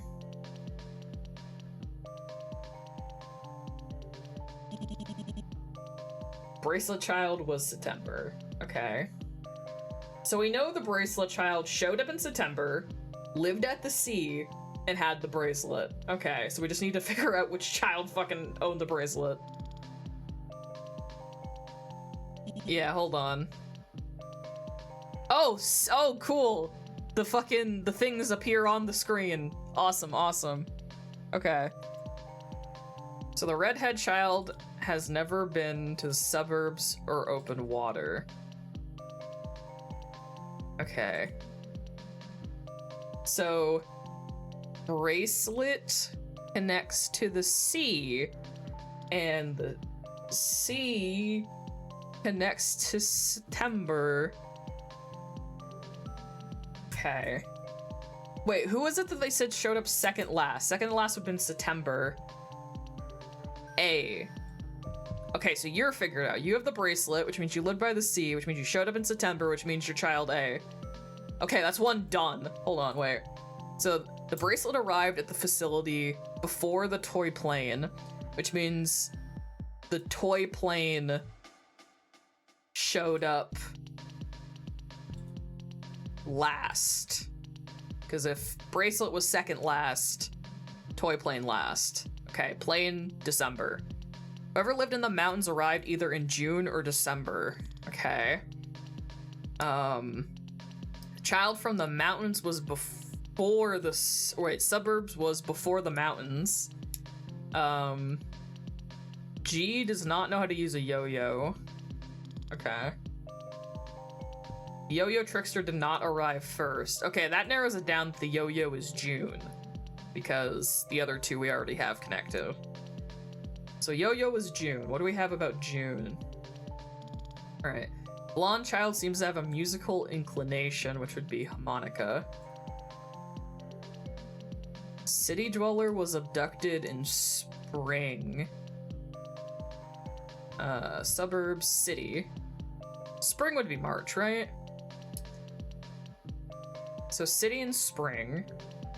G doesn't know how to use a yo-yo.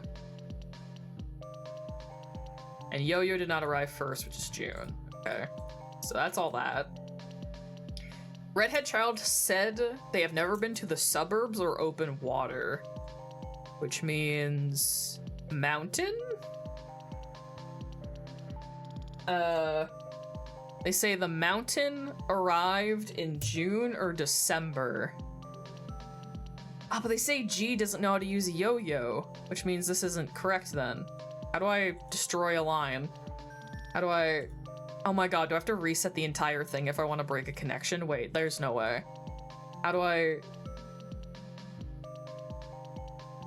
You gotta be joking, there's no way I have to... Damn it. God damn it all. Okay, hold on. Okay, subject G. The redheaded child has never been to the suburbs or open water. We know the coast is Sam, which is bracelet child. Okay, hold on. I'm restarting. I need to try this again. Okay. City dweller was abducted in spring, which should be March.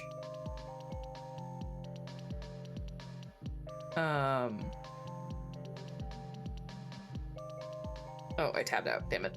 Okay, so city dweller was abducted in spring. Cross that out. Bracelet has tarnish. It is connected to the ocean.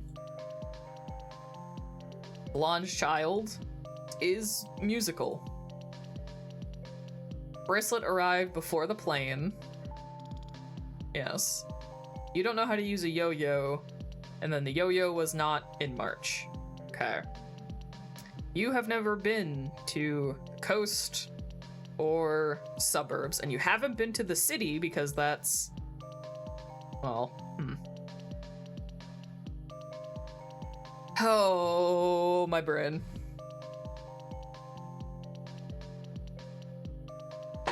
So blonde child's connected to music. Bracelet is connected to the sea. And then what did I have? Person from the city showed up in spring. How did I get to subject A? Oh yeah, subject A showed up second last, September. That's how I got there.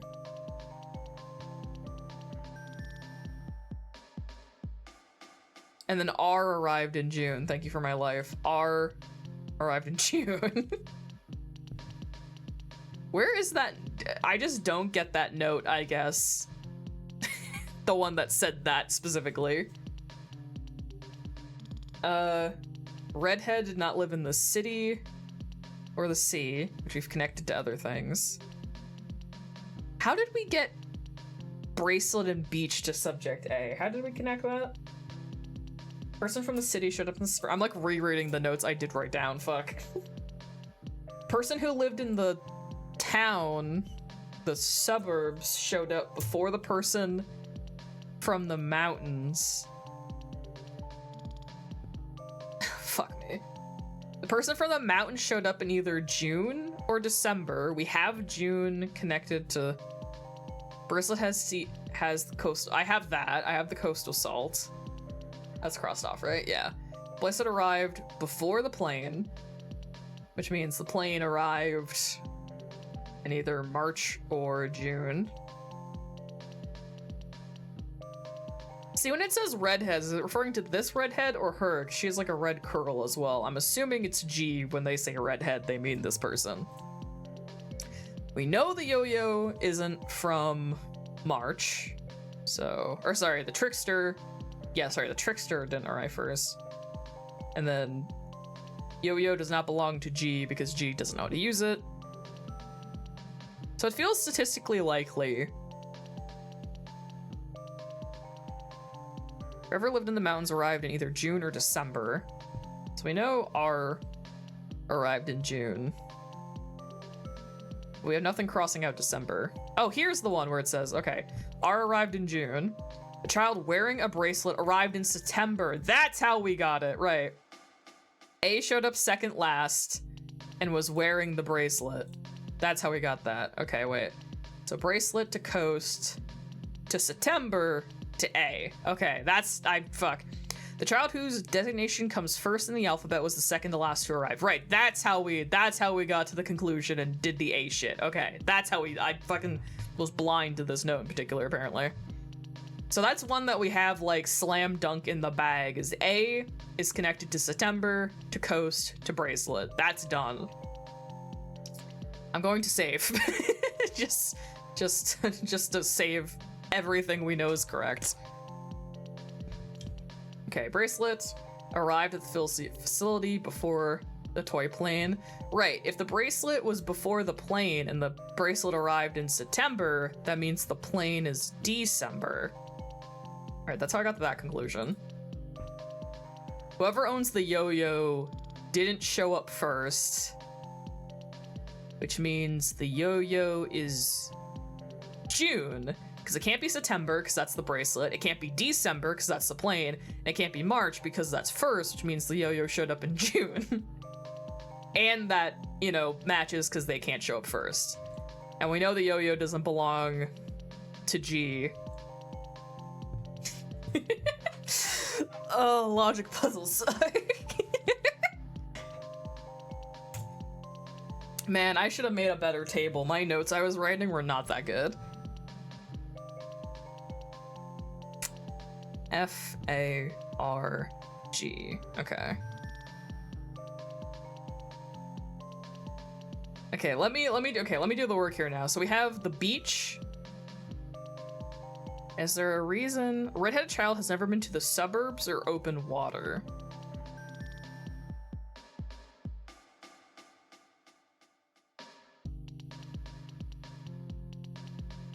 G doesn't know how to use the yo-yo and only one other subject is missing an item. Yeah. Yeah, because harmonica is F. And yo-yo we've connected to R. Bracelet, yeah, so you own the plane. Which is December, which means that you live in the mountain. Because whoever lived in the mountain arrived in either June or December. June is currently connected to R and the yo-yo. Okay.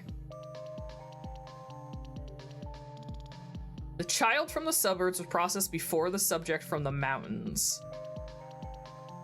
Okay, that means you're from the suburbs.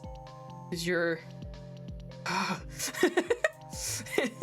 head and hands. Alright. Which means you're from the city, harmonica. Oh. These are fun puzzles, but they make me feel really stupid. But they are like really fun, just very straightforward logic puzzles in the kind of way that I enjoy. Anyway, we did it, gang. Alright. Give me the letter E. Alright. A computer in a small, strange coliseum. What on earth is that? Oh, fuck me. Of course, it's a puzzle. In a stealthy campaign, Caution has managed to take control of a stop holding center where several young test subjects are being held in a futuristic panopticon. To give them the best chance of survival, Caution needs to rearrange the cells so that each group of escaping testes is balanced. These groups are shown as a circle, a triangle, a square, and an X. However, the bureaucratic systems have left only the bare minimum operating instructions on how to operate the panopticon. Blue to white, white to gray, gray to blue. Help Caution properly arrange cells according to the limitations of the system. Okay, so the line is the group, and we need everyone to have circle, triangle, square, X. Okay, so you need a circle. Oh, I see. All right, you need a circle.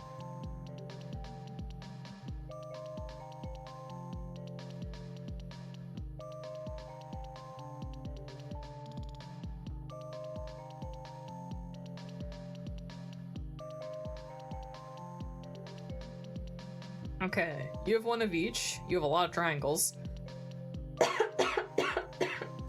Pardon me. You need a triangle.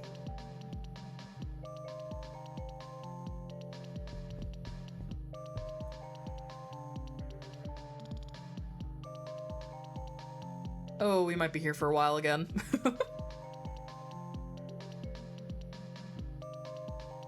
Might moves both of the grays.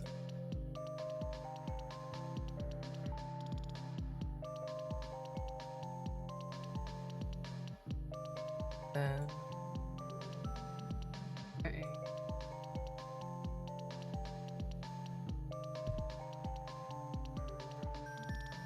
Oh, there we go.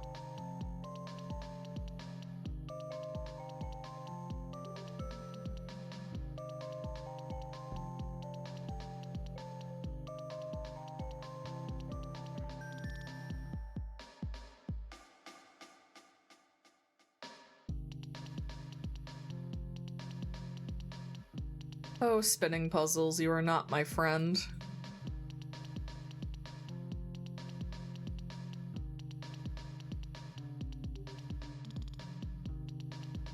Okay, you have one of everything, and you all do not. Fuck.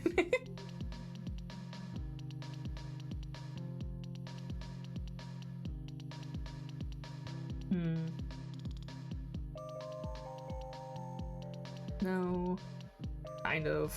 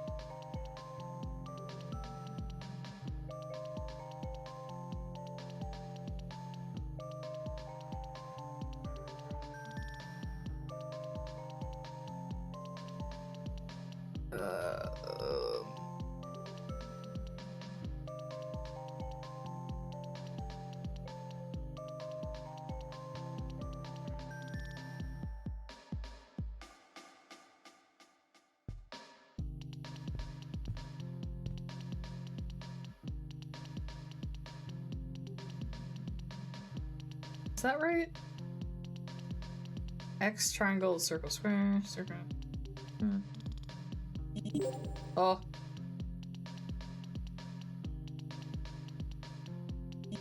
I did. In response to your hard-earned success, two little scraddle-like tiles pop out of the miniature panopticon. Show the letters A and S. How quaint.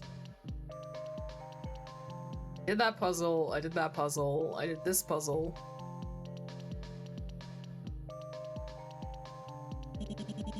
There are 5 empty slots on the door's lock. Best guess is what you need to fill them up. Is that you need to fill them up somehow. Caution's a big fan of word games, so we want you to come up with a word that's almost as good as the one above. You might have to find some layers. Oh, I can't just put in taser? Oh god, I hope I get tased. It'd be really funny. Not a valid solution? Lame.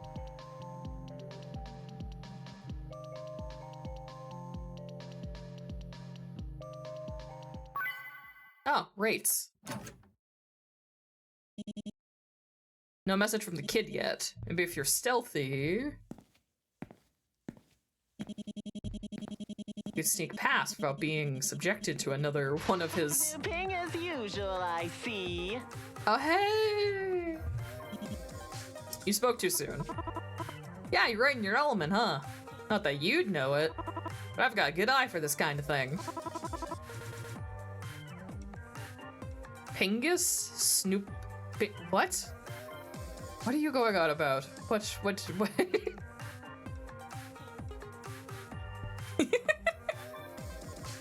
Oh, you got that bubbly feeling buzzing under your skin, like sweet sparkling lemonade in your veins. What a colorful turn of phrase. Classic YouTube poop. Oh, I see. Sorry, at such a young age I was employed or something or other. I'd give my right arm to feel as excited as you do now, lab rat. You must be salivating at the mountain of evidence beneath your fingertips. Weapons, corkboards, secret evil plans. All the classics are here. And we both know you know you really, really want to rub your grubby paws all over them. Even if you copied half of one blueprint and threw it through the washing machine, you still have enough evidence to net a promotion from HQ. Well then. So go ahead, take as much as you like. I won't touch a hair on your head. After all, the great Caution, Emperor of malViolence, knows that you really only care about the truth. He shall let you indulge. Hey, lab rat, can I ask you something? You are just getting evidence, right? Does he not approve of your investigation style? You're being thorough, just to be cautious. You're being thorough. I've watched you with my drones. Tailored these puzzles to your specific subpar problem-solving skills. Carried out quasi-legal research on your identity. So I know what you are. You're an agent for Stop, nothing more, nothing less. Am I right? Again with the silent treatment. I've met vending machines with better social skills than you know that. Fine. Shut up! Fine! Next time you escape a puzzle room, I won't talk either. See how you like it. I'll move. You're staring contest with me. Anyway. Again with the temper tantrum, huh? Seriously, why is he so pissed off at you? He and Dr. Danger fought against Stop field agents in the past. That's not your department. Hell, before this, you never even met either of them face to face. What right does he have to act all high and mighty at you? Right. Supervillain. Big ego, no self-awareness. Don't overthink it.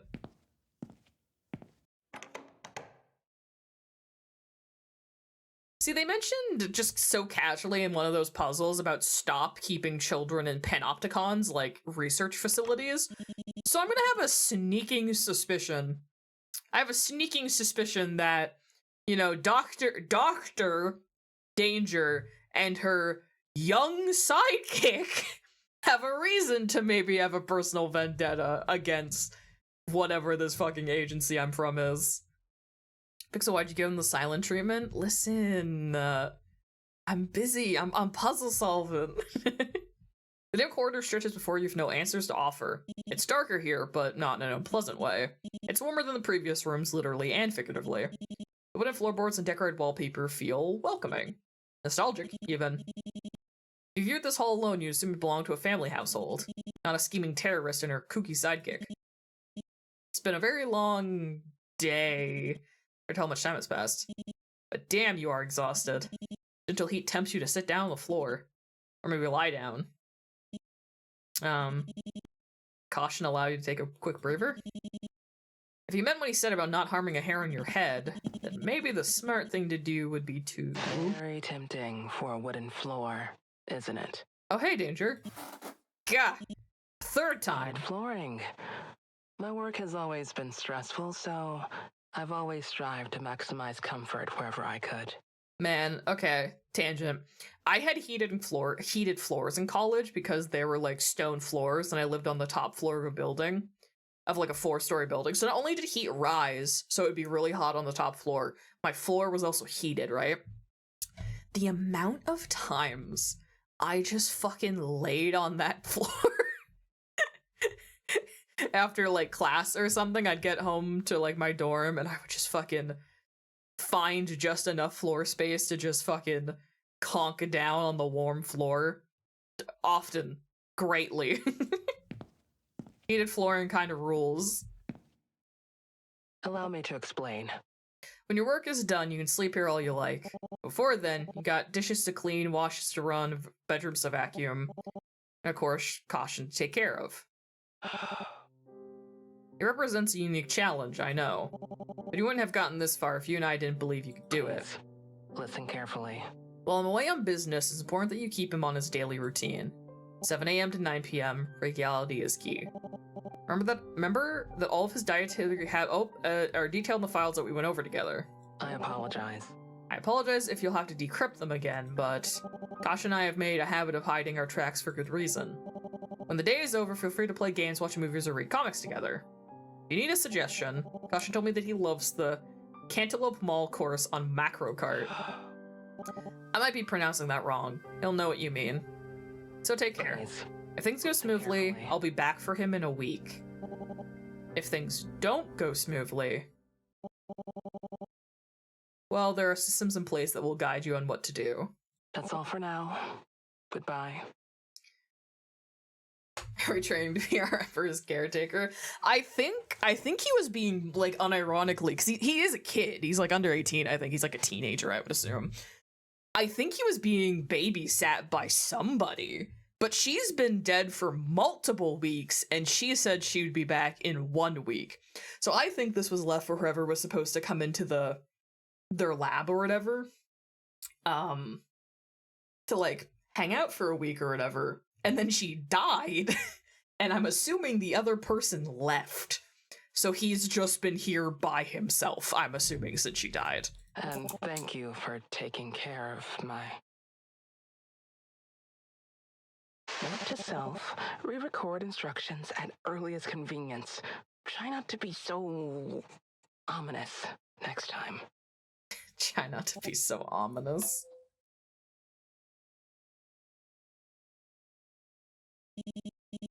A message wasn't for you, and it wasn't for one of Dr. Danger's goons either. But a babysitter? Really? Who in the world would be qualified to babysit him? Come on. Just focus on the task at hand.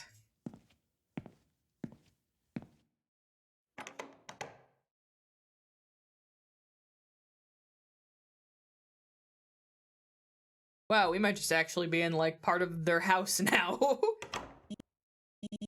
It's a normal apartment. There's a kitchenette, a dining table, a small sitting area, and stairs. Probably a bedroom up there. You're supposed to be here? Well, fuck, that's the door locking. Guess you are. Okay, I see a plate that seems to go to the thing on the door. Pick up what appears to be a generic scrapbook, like those shoved to the back of shelves of charity stores. Looking closely, you can still see remnants of price sticker glue. It feels normal, too normal. Looks really hiding some deep, dark secret. But the inner contents are equally normal. All you find are photographs of a woman who looks a lot like Dr. Danger, and a young boy with a crooked, toothy grin. Craftsmanship on display isn't anything remarkable, with poorly cut edges and tacky glitter glue smeared across the cheap cardstock. At least, the pages seem to be in chronological order. In the earliest photos, the boy's bedridden. His skin is unnaturally pale and his gaze is unfocused, empty even. As you flick through the pages, he grows stronger. He gets out of bed. His eyes shine with inspiration and intelligence. He smiles. The woman in these photos must have been taking good care of him. The later photos are self-explanatory. Each moment is carefully dated and annotated. Playing video games, reading bedtime stories, what seems to be a movie night. You know the film they're watching. It's that one cartoon about an alien supervillain with a very big brain but very little common sense. Hold on. Wasn't this film released 3 months after this photo was taken? Looks like Stop will have to add digital piracy to Dr. Danger's long list of Dude, she's fucking dead. Come on. Book? Positive affirmation. Circle your strengths. Thought replacement? It's a crumpled, heavily worked over notebook filled with grandiose ramblings in the third person. Lots of exclamation points, capital letters, and ego massaging in spidery handwriting. The more you flip through the pages, the more the writing grows negative. Another neater set of handwriting appears, leaving words of encouragement. Even further back, the spidery handwriting disappears. The neater writing takes over, marking the wrinkled page with crisp words and clear lessons. Shaky, barely legible scribbles sit below, rounding out vague, letter-like shapes. Almost like a therapeutic exercise or a homework assignment. Maybe it's both. But it's obvious that the notebook's author hasn't used it for a long, long time. Personally, you wouldn't be caught dead using the third person. You only use the second person, and even then, only for gathering your thoughts in high-stakes scenarios.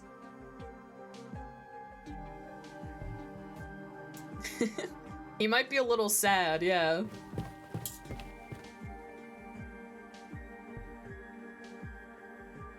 Terrariums. Oh, that's a puzzle. When you look at the bust in front of you recall a half-serious lesson on disguising yourself back when you were a trainee. But you remember this appears to be a mannequin for a wig. But Dr. Danger had a full head of hair. She needed to disguise herself? Intel's always suggested that her mastery over tech kept her off cameras she cared about. Find assortment of patterns, books, and materials for sewing. There's a little stack of half-finished items, a skirt and a blouse in conservative colors. Right next to it, a whole pile of hand-stitched garments in garish yellows, greens, and reds. Seems like someone handed their sewing books down to a more imaginative type. You're well aware that sewing isn't just a simple hobby. Many of Stop's associated security forces take up the practice when their first cybernetics are implanted. After such a big operation, fine needlework quickly rehabilitates hand-eye coordination. But you doubt they make such a large collection of fuzzy mittens. There are a few plushes sitting on the shelf. They're surprisingly soft. You investigate the cupboard below the plushes where, whoa, an avalanche of plushes spill out, burying you. This would be a comfy way to go out, but you should probably put everything back. What a mess. You need to clean up these toys by sorting them into sets. Set is made up of 4 unique toys. You can reach toys by moving up, down. Can't move diagonally. Huh? Apply your moves carefully as toys shift, they make it harder to reach.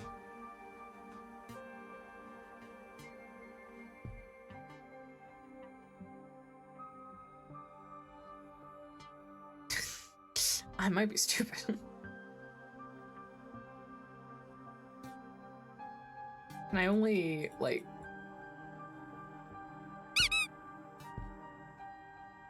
Huh? Oh, I see. I'm forming an understanding. I also fucked it up already. Okay. Sorry, I thought it was supposed to be 4 of the same toy. I missed unique. I missed the word unique.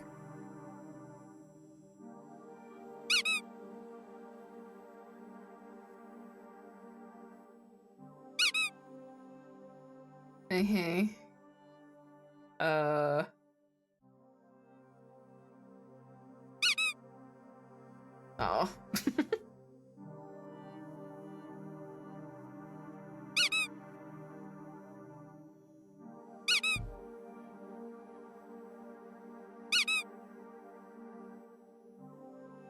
Sand, yeah, this is sand puzzle too.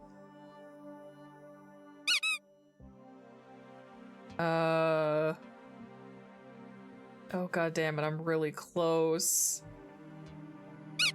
Oh, I did it. Yippee! Oh, one of the plushes rips open, revealing a photo inside. Back to the photo is black with words.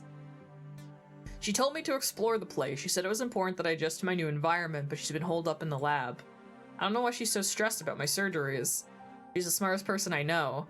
I grew up surrounded by brilliant scientists, so that's saying something. She says she's still concerned about making adjustment to my synthetic nerves, and she's worried she'll put me through even more pain. Every time she's worked on my new limbs, I haven't felt a thing. Last time, I actually fell asleep.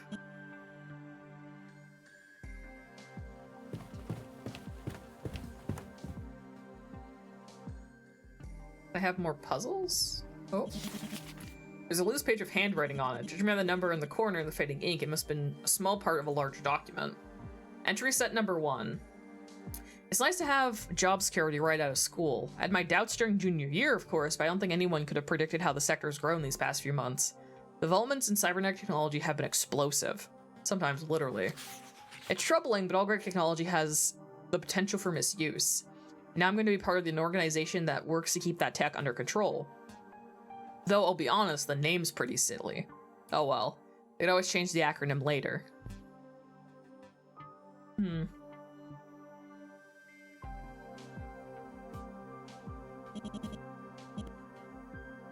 The lock for the door is a scrapbook. Pages are empty, though. Wait. I love this photo of their reflections in a bomb.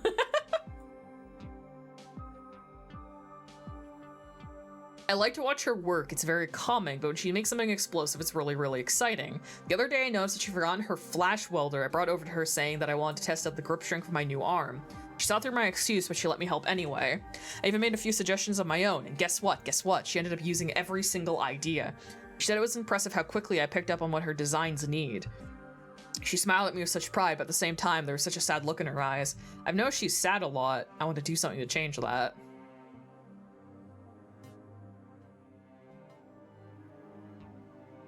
How many pages? I'm gonna assume this one goes in the back for now.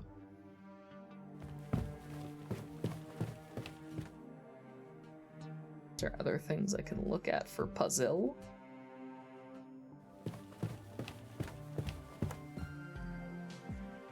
That's a scrapbook.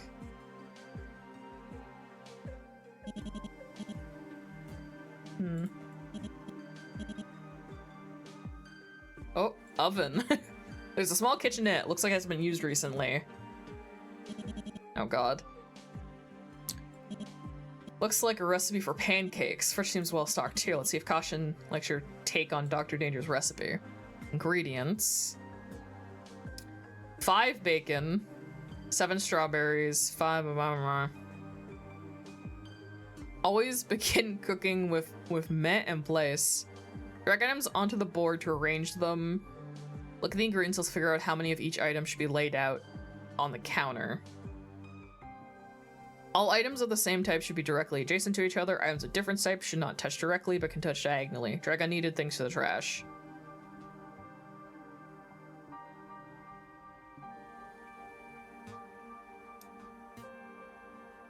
Egg.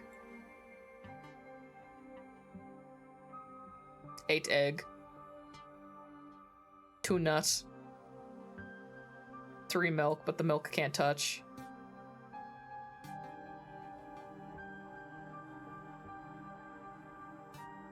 Ah, but they can't touch. Oh, they can't touch egg. They can touch diagonally. Butter. Okay, fish have to go up then.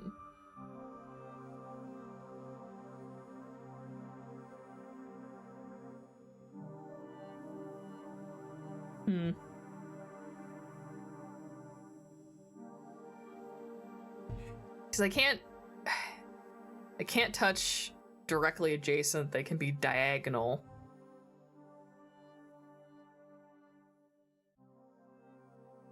Because butter can't go up. Because if butter go up, then butter... Like that? Can I do that? It's using lug nuts when cooking, I know.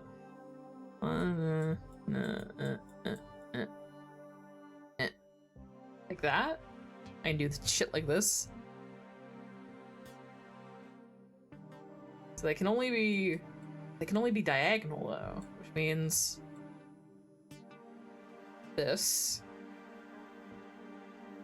Make sure to throw away any extra ingredients. How do I know if I have extra? Wait, 1, 2, 3, 4, 5, 6, 7, 8. Because some have more than needed. Do they? 2 nut. 1, 2, 1, 2, 3. Looks like they have exactly enough. Because it's 8, like 8 plus 1, 9, 5 plus 4. Or 4 plus 1.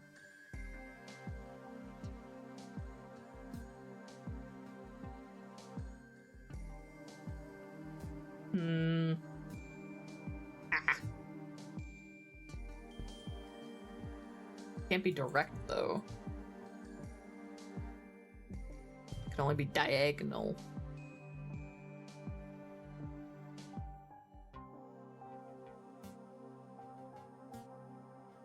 How creative do I have to get with this? Can I like... And then I can put fish here. And then I can like... This one's more tedious than anything. How compact can I get? Can I just like... Well, I can't do that because I need room for the blueberries.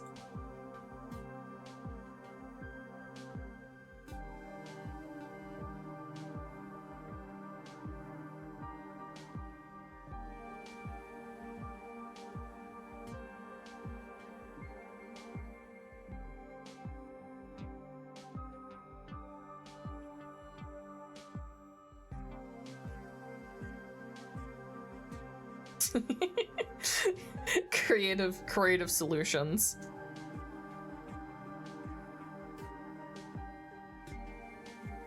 Oh, I'm so close here. Wait, hold on.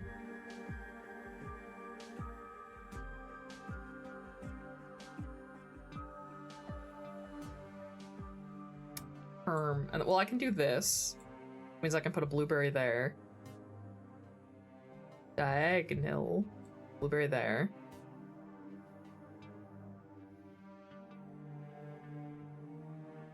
Strawberry I'm close with 2, I just gotta... Okay, wait, if I do this, and then this, and then this. No, it's direct. Oh god, my voice. Sure it does that, but then that still doesn't give me room for strawberry. Okay, hold on. Let's be efficient here. How compact can I get?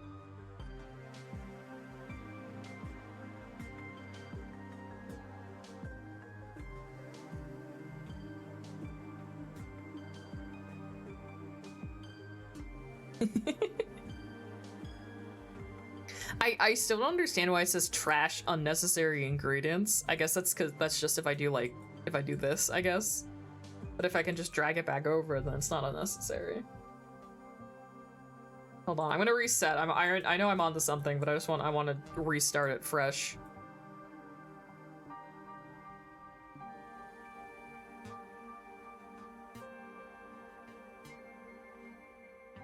Okay, because then they're not touching.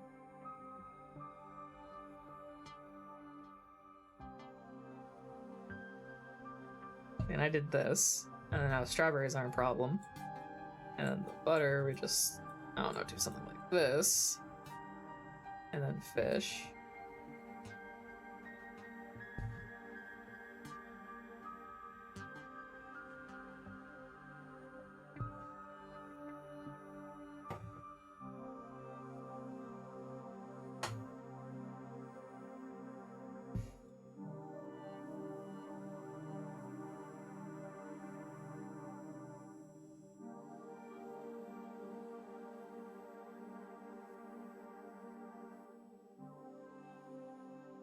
Oh, puzzle.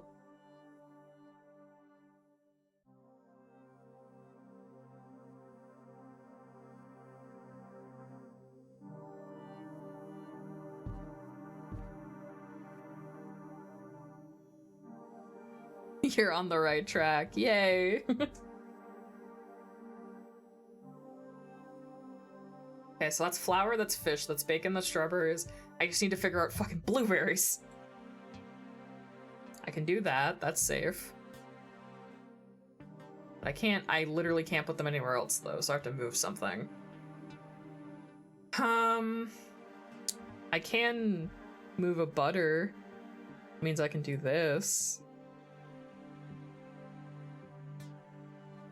Oh, I can move some strawberries. Hold on. Which means I can do this. I can, wait, but that doesn't help me, because... Okay, but wait, if I do this, can I do this? Which means I can... but then they're not touching directly. These have to touch directly. They can't be diagonal. Hold on.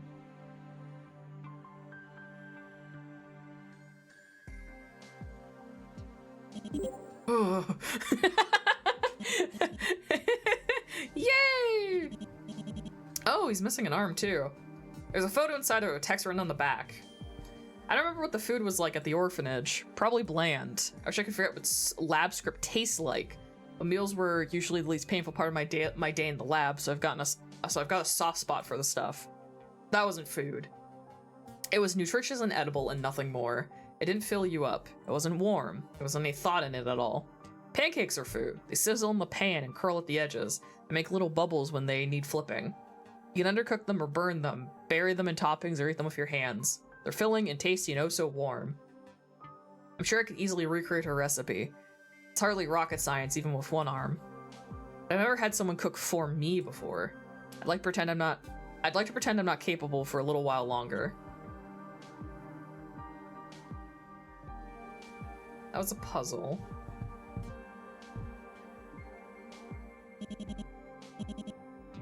This appears to be a locked box without a lock. You give it the lid a small tug and it opens.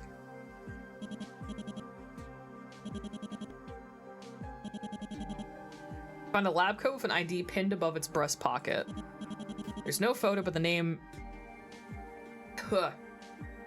would be... My brain went to read the first name as Desiree, but there's no fucking S there. Deidre Destrange is clearly printed on the plastic alongside a worn barcode. Code itself is high quality, but it's worn around the edges. Deidre must have used it for a long time, taking good care of it all the while. You see framed photos, diplomas, certificates, and awards, all belonging to this Deidre Destrange. In of itself, a doctorate in cybernetic biology is impressive, but Destrange received this years ago. To be that experienced at a young age, and when science was still so new, she must have been on the cutting edge of the field. At the bottom of the pile, you find a dented, dusty medal, an award for continued service to the International Security Committee. The medal's name has been violently scratched out, and yet you think you see the remnants of a familiar logo. Entry set number 2. I thought that things were moving fast before, but the growth we're seeing now makes those earlier years look glacial. Stop is doing good work that needs to get done, and it's making countries put money where their mouths are when it comes to international cooperation efforts. Last month, we managed to craft a digital data management system that could tell us whenever a dangerous cybernetic schematic was downloaded and where it was downloaded to. This month we finalized a report on maximizing cybernetic synchronization for patients, confirming my earlier theory that the younger, the better. The difference really was astounding, and I must admit it felt good to shove that 19% performance increase right in that stuffy old bastard's smug face. Gee, I wonder who Destrange is. Oh, that's crazy. Dr. Tan asked if the trend in performance would improve further if we started surgery any earlier.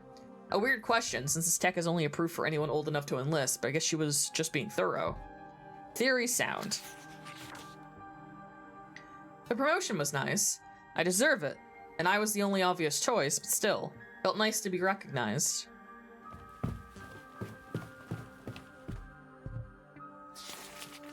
Number 3. Another month where the Security Advisory Council looked completely lost. It's like they don't know what to do with peacetime. They do amazing work, obviously. The world is secure and cybernetic technology is finally getting regulated. The laws are catching up with the science. That's a good thing, even makes their jobs a little less exciting. Or maybe a little less secure. I requested another transfer, my third in 3 years, but I don't seem to mind. I just can't find work as engrossing as I used to. It really doesn't help that I'm not sure what it is I do anymore. I mean, logically, I know what I do. I research cybernetics. But I'm not sure what I do for STOP. STOP hasn't had a major security incident in months. The last incident they responded to was just a protest outside the building that got a little rowdy. Staff morale's been down ever since. Little controversies to be expected given the power STOP has nowadays. They're being naive if they expect you to be grateful to the organization forever. I might have transferred a few times too many. Came into work today and clocked out without recognizing a single face the entire time. New people, places, committees, projects, and always more acronyms. And for the first time in years, I was denied access to internal data. I didn't think anything could be above my pay grade anymore. Note to self, look up YTDI. Entry 4. I was very disappointed with the state of the Youth Training and Development Initiative. Ah, awesome! Child cybernetic training, probably. That's how I put it in writing. I don't really have the right words to express my disgust with this program's existence. The idea that cybernetic sync rates increase the earlier in life treatment starts was based on a completely different timeline, assuming that we're talking about 18 versus 24. It was never supposed to justify whatever the hell they're doing now. They don't actually care about reducing rejection symptoms or making the cybernetics work more seamlessly. They care about creating a product by experimenting on children. Children that no one else cares about. They want to produce cybernetic trainees that are powerful and thinking and unflinchingly obedient to authority. Stop plans to sell these trainees as a force to keep its donors on top. I got a transfer to the YTDI as a supervisor. No one even seemed ashamed to give me full access. I get the sense that my superiors aren't paying attention to what's happening. That might be the most infuriating part for me. They don't care whether this program succeeds or fails. The implication I'm getting is that this is far from the only program of its kind. It might be one of many, many more. Yeah, she definitely went rogue. She's like, oh, cool! Child experimentation? I'm good at... okay. Oh. You pick up a clipboard with a thick stack of charts and diagrams pinned to the front. Subject recuperation log is printed at the top in harsh black lettering. At the bottom of the page, you spot an acronym, YTDI. You flip through the log. The recuperation described here is difficult to read. Seizures, phantom pain, memory loss, brain damage are all expected results, not side effects. Scrawled notes speculate that the symptoms would last for several years or decades, perhaps even permanently. Implanting cybernetics in individuals under 18 isn't illegal, but it is frowned upon. From the logbook, a lot of children were implanted. Children well under the age of 18. There's nothing here about informed consent or parental permissions. Evidently, parents were involved. Good old child soldiers! Surely no one would protest to that. Oh, that's crazy. Let's see, anything else in the room?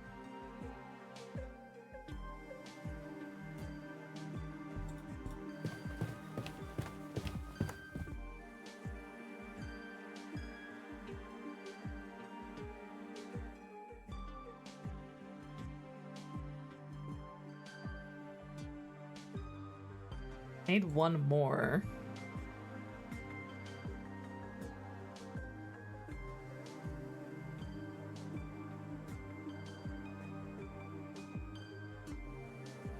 feel like I'm missing a magic pixel here for my last puzzle or something. I got the thing under the couch. Nothing in the sink. I did the plushes. Nothing with the beds. Did the clipboard. Nothing with the door.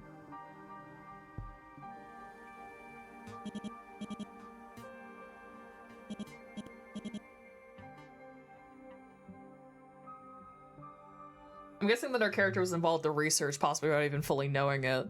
Yeah, they said it was above their pay grade, but I feel like they're acting pretty guilty.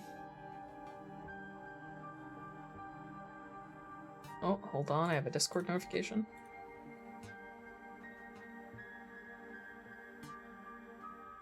Okay, I cleared the Discord notification.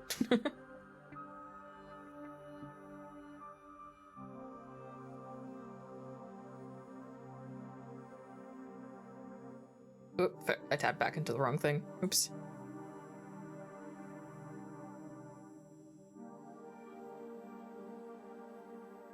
Oh shit, oh for fuck's sakes. Ouch. You feel like you stepped on a rogue sewing pin. It's a large unfinished sewing project being spread out all over the floor. Looks like a quilt. It's been too big for the little sewing desk. Quilt unfinished and you need to make it complete. Each tile has 3 traits, a color, a shape, and a fill. In order to finish the extended pattern, each adjacent tile must share exactly 2 of 3 traits with the next tile. Below, construct the next motif you want to place by adjusting color, shape, and fill with the arrows. Oh, fuck me.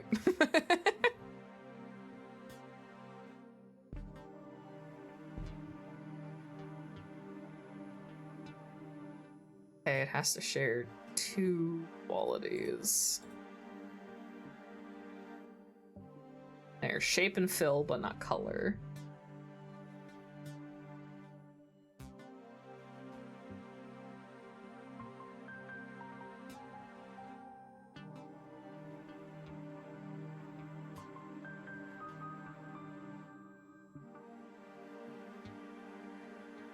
Okay, it needs to share 2 of 3 traits.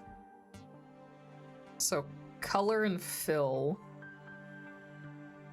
shares a color, shares the fill type, but doesn't share a shape. Memory loss was a symptom of the surgeries? Yeah, seizures, phantom pain.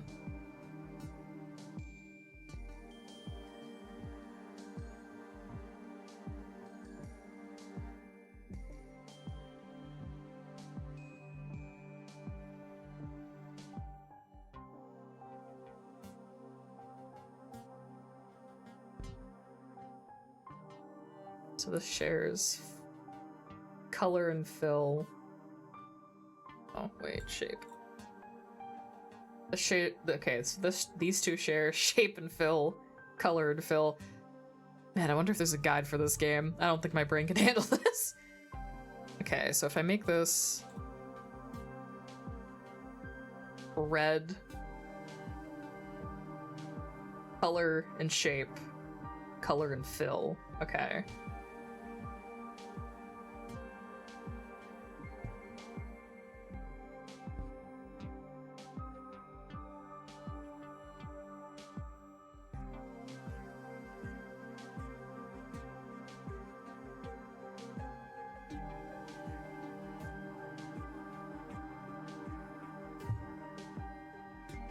Okay.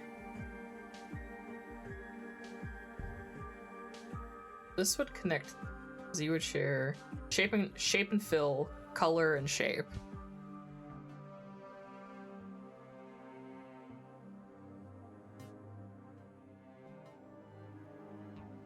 Color and shape, shape and fill, or color and fill, fuck. What if our guy's half remembering things he can't make heads of because he's experiencing symptoms of said surgeries? Maybe. There must be a reason that was mentioned, so...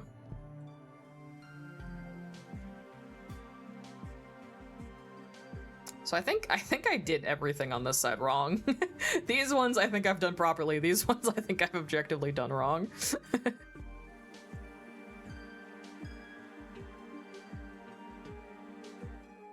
Oh wait, oh wait, no, I've done a couple of these wrong. Hold on, wait.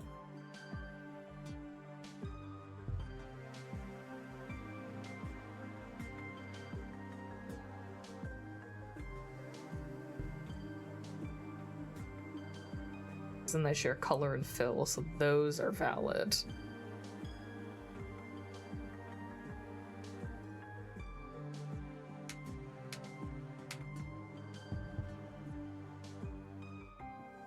Wait, red. Yes.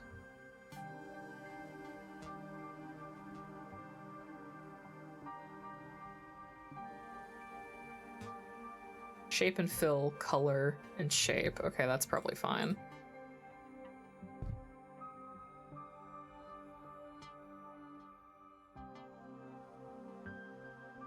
And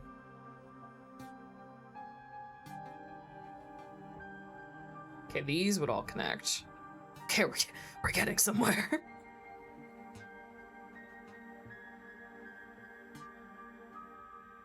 Blue fire.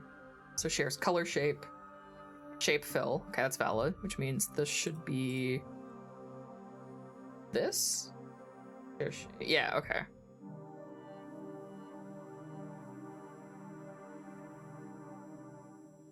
This has to be blue. And that has to be filled. my fucking brain cell.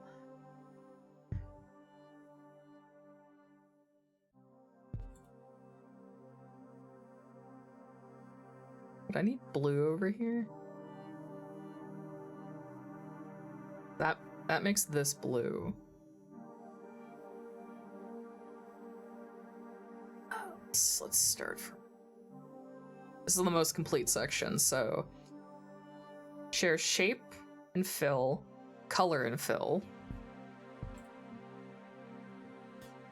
Color and fill, shape and color. That's valid.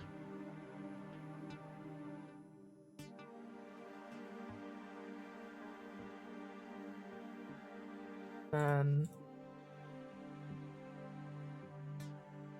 shape, color, shape fill, color fill. God damn it. Is this gonna go blue?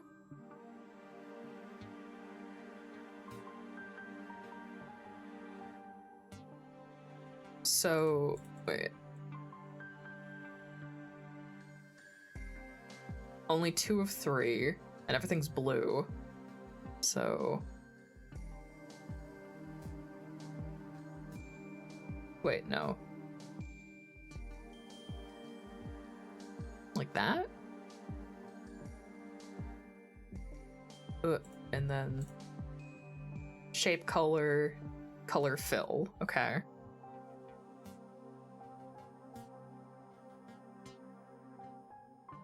And then these are all triangles. Shape, color, but not fill. Not valid. This one, that one's wrong?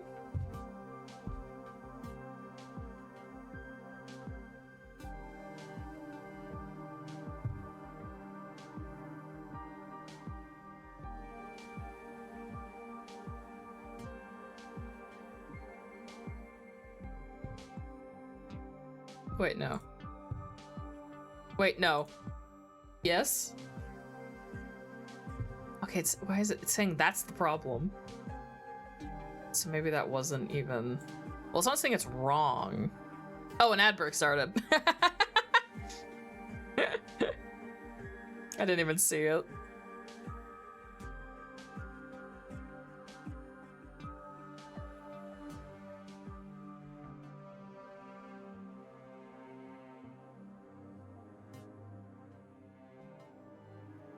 Oh, wait. Oh, it tells me one at a time what's wrong? Oh, no. Oh, wait, that doesn't share a color, does it? Wait. Do I make this yellow? Oh! Oh! Oh! Sorry, I got really in the zone with that. I did it, I made a quilt. You notice that you can now lift the quilt. There's a photo underneath it. Something's running on the back. There's all this heat and smoke and energy. There were alarms blaring and people shouting. That's what she told me, but I barely remember any of it. Here's what I did remember. We stopped running, she seemed more tired than I was. She did carry me the entire time.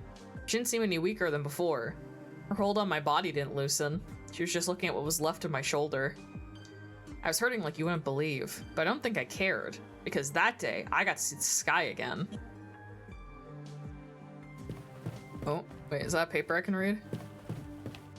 Aha! Entry 5. He smiled at me. Even though everyone else he's seen here, everyone dressed like me, acting like me, working for the same people as me, has made him suffer. He smiled at me.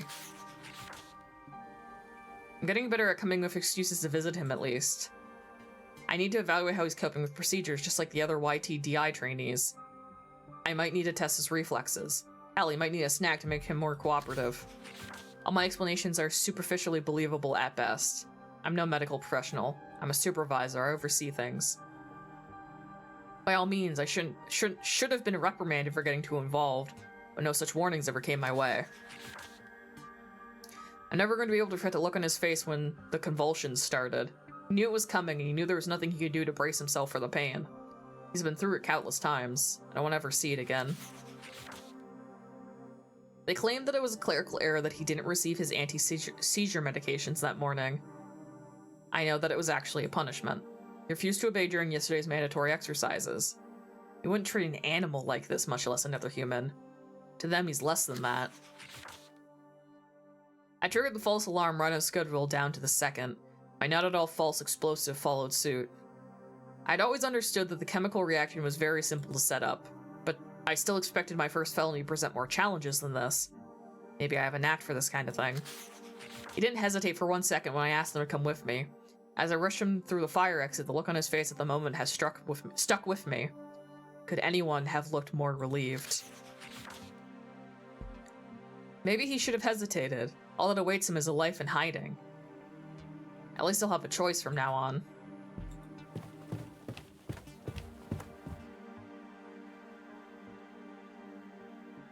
So I think this is our order. No? Okay.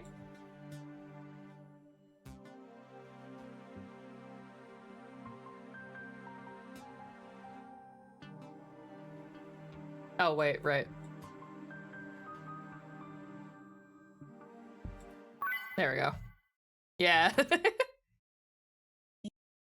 Ah, clear all puzzles without skipping them. Let's fucking go. Huh. The screen behind you didn't turn on. Guess caution really was serious about the whole silent treatment thing. The way should be clear now. You could look around a while longer, but chances are high you won't like whatever you find. Better keep moving. You can skip them? Yeah, it's in the settings that you can turn on a skip option. I didn't turn it on. It's one of the, like, accessibility features for the game. Alright. Looks like there are no screens in this corridor. You don't think you'll see any of Dr. Danger either. There really isn't much else to say about this hall. If that's the case, then this is probably close to the exit. To be honest, the lack of nasally jabbering kind of puts you on edge.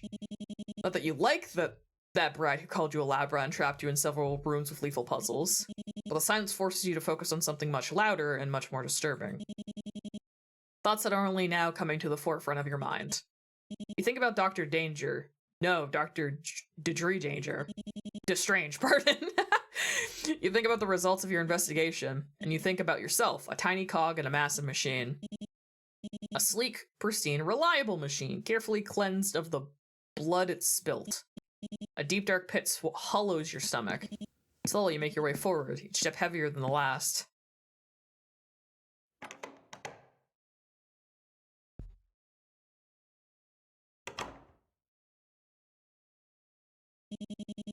In a large garage filled with the brim of cardboard boxes, the exit waits for you wide open. It's night already. Outside you hear the quiet rushing of a river. Just a few more steps and you're out of here. Even more, and you'll be on the bus back home. It'll take a couple of hours to get back to HQ. You'll nap on the ride, probably, so that by the time you get to your stop, you'll have enough energy to run up the thousands of narrow stairs. And you'll reach your boss's office, and... oh, what'll happen next? You'll definitely get that bonus. If this isn't going above and beyond, maybe you'll get a promotion. Better salary, better benefits, better home, better life, something you've always wanted, and maybe that'll help. Going to take responsibility. Oh, hey, kid!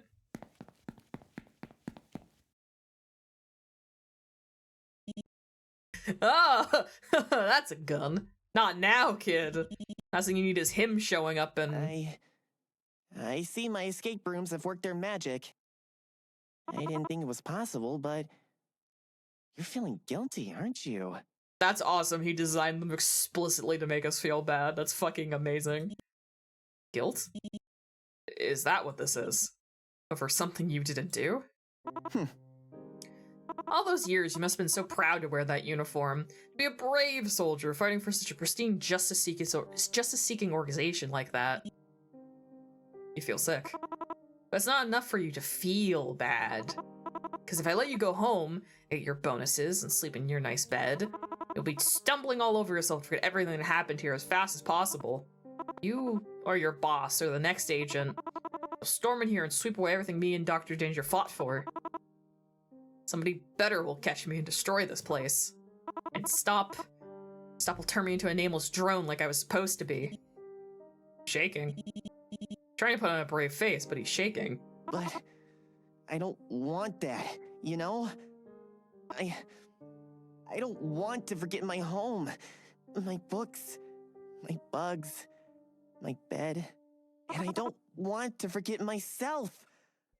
I don't want to forget about collecting stickers, or eating pudding, or sewing my first pair of mittens. And I don't want to forget Dr. Danger! She saved me! She raised me! She stood up for me when no one else did! And what did Stop do? Honestly, Caution should just shoot us. They took everything away from her! They killed her! So what are you gonna do now, lab rat? Still got your weapon, don't you? Come on. Hit me with your best shot. Hit me. 'Cause if you don't, I'll...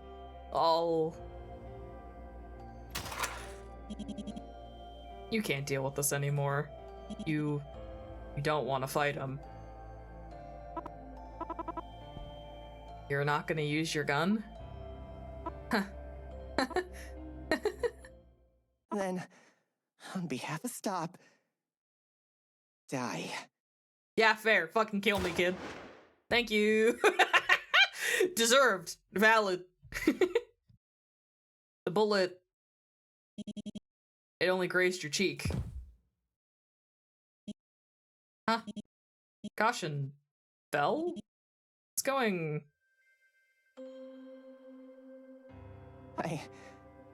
I missed. Hey kid, how you doing? I had the muzzle aimed at your head, the bullets loaded, and I missed. First try. Caution's gaze is vacant. It's the same gaze as that boy in the scrapbook. That alone makes a pit in your stomach sink even deeper. So to fill it, you say something really, really stupid. You know, you could have fired again. I'm at contact shot distance. No, I couldn't have. Trying to kill you was a lot more tiring than I thought it would be.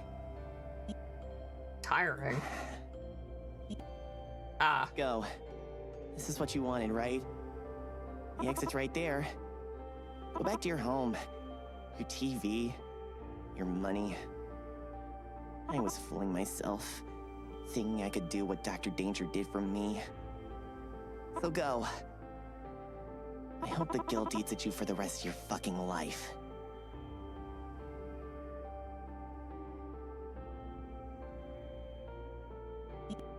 Slowly, make your way towards the exit.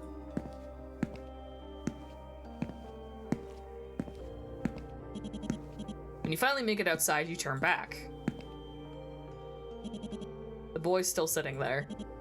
Legs splayed haphazardly, arms floppy, still staring at you. Stare back at him. Give him a curt nod.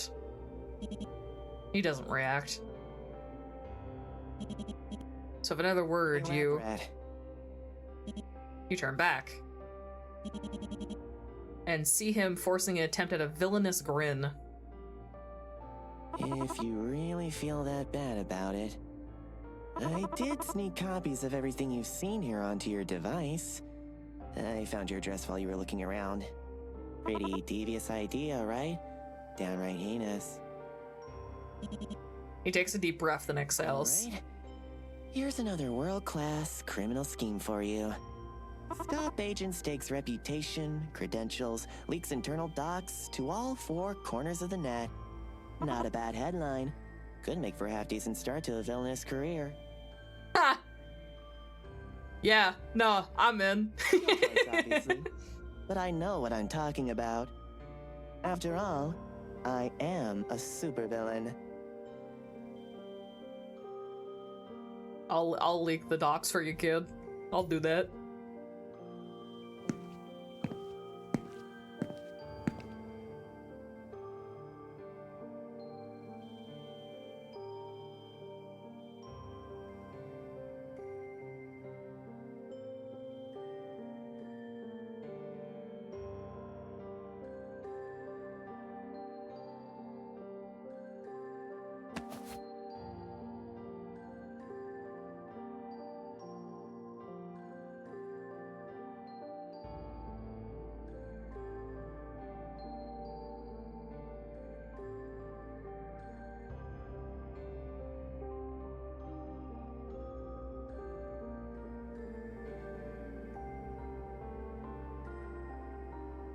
Okay. So that was the whole thing. I really fucking like that, despite the fact that the actual children's puzzles, gave me problems at times.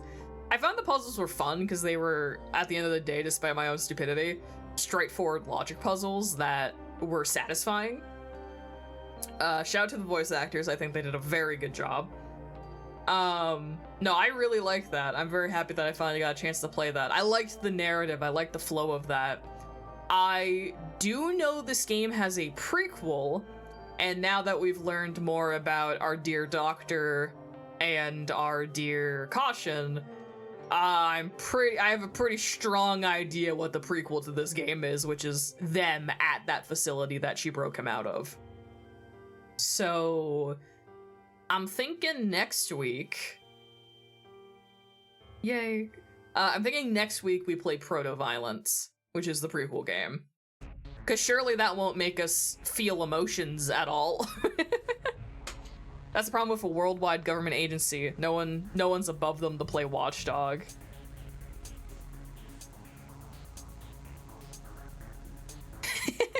Okay, I wanted to see what achievements I didn't see.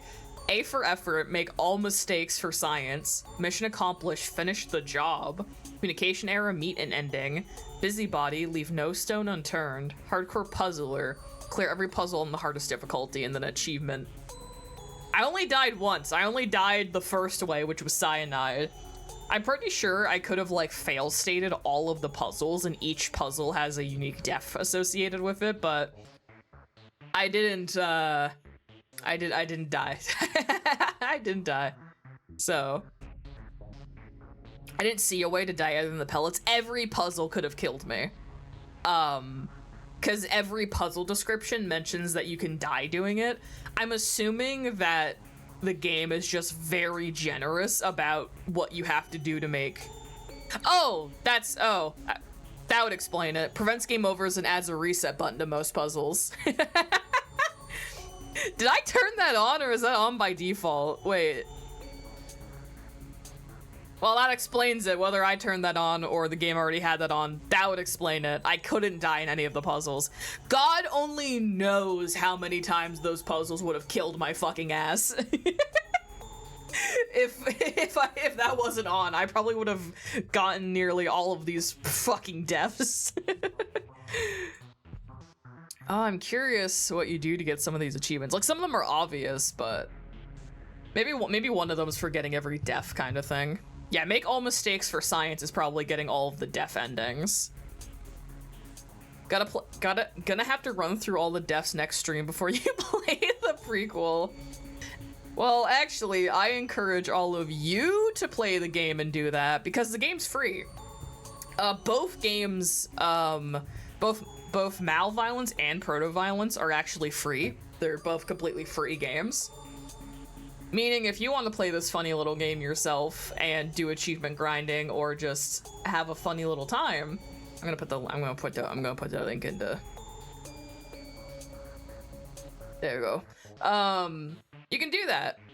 I am streaming proto-violence next week.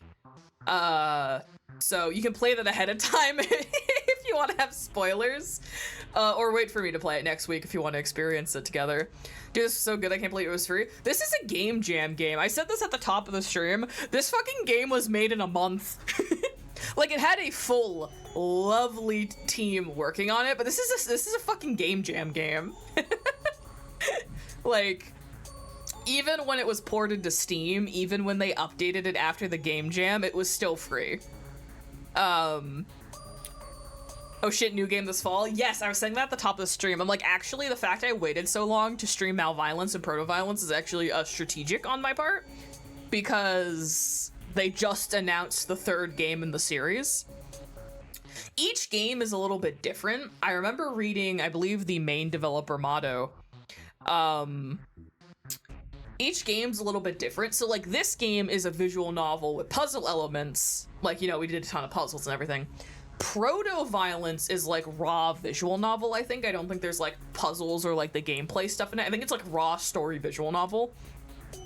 And then if I remember correctly, Inter-violence, which is the third game, is going to cost money. And it's, like, RPG Maker, I think? Yeah, it's an RPG Maker game. I'm gonna put let me put the Steam page for Inter-violence in here too. I'll believe you did it on purpose. Thanks.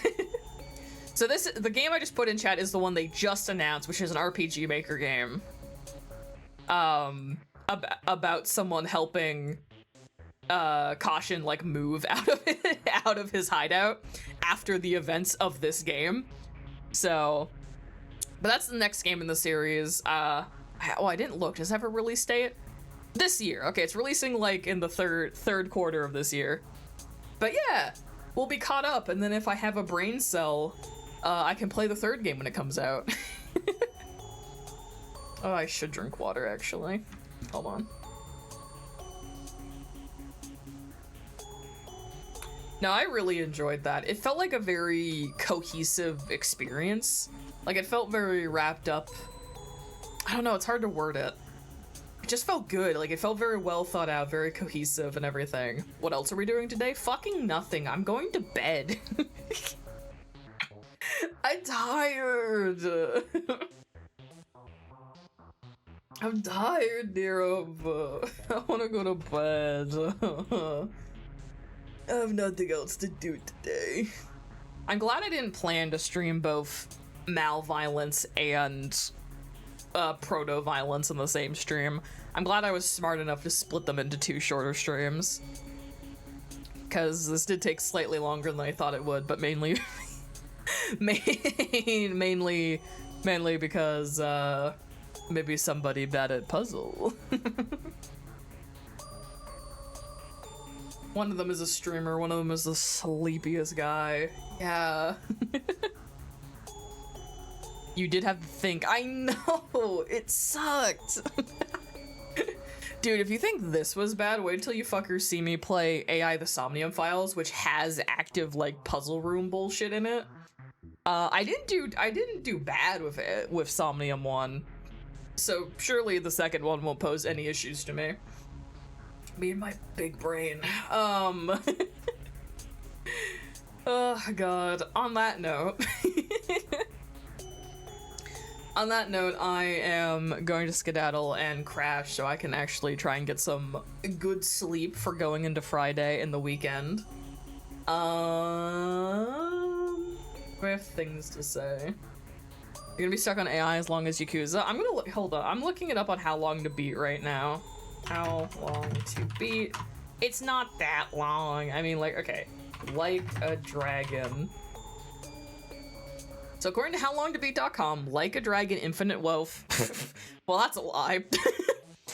Well, okay, so Like a Dragon Infinite Wealth, according to howlongtobeat.com, the main story is 57 hours, but with extra content, it's like 84. My playthrough was like 90, you know. And AI the Somnium Files 2 Nirvana Initiative. It's a measly 26 and a half hours. You cannot compare a 26 and a half hour mystery visual novel to to the laborious pains of a 90-hour Yakuza playthrough. It's fine. It'll be like fully voice acted. Mwah. Easy peasy. I'm gonna have to dig up a video before. So me and Paul played the first AI Somnium Files. Gonna give yourself a 20-minute time limit for you. Look up the puzzle results. Listen, I didn't have to look up anything for the first AI Somnium Files, and I'm assuming I will not have to for the second one. I am gonna have to find a video, before me and Paul play AI2, or like for when we do that stream, because I think a lot of folks who are regulars nowadays were not around for the first playthrough that we did of that game. You can find it on my VOD channel, and I did edit all of the VODs into, I believe, a 4-part series of like edited videos. But there was a phenomenon when I played AI the Somnium Files 1 where I where I managed to guess what the game was gonna say or do. I believe it ended up being 38 times. And it's not just like, oh, he's gonna shoot this person. No. Word for word, I was predicting lines in some really crazy circumstances. So we had a running joke that I was soul bonded with the game, and in the edited videos that I did, I had an ongoing counter ticking every time it happened, and it was like 38 by the end of the playthrough or something like that. But what Ollie did, Ollie Dolly, friend of channel, my only VIP in the Switch chat, Ollie took every time from the videos, the edited ones, that I did the counter, and edited it into a supercut. And instead of explaining what AI the Somnium Files is about to you guys, because it's a losing battle, I'm just gonna show you that video and probably almost nothing else. Because AI the Somnium Files is a very, like, classic mystery fucked up visual novel where it's like multiple timelines and knowledge splitting across timelines, and like, it's written by the same man who wrote Zero Escape, which I also played all 3 of and hate.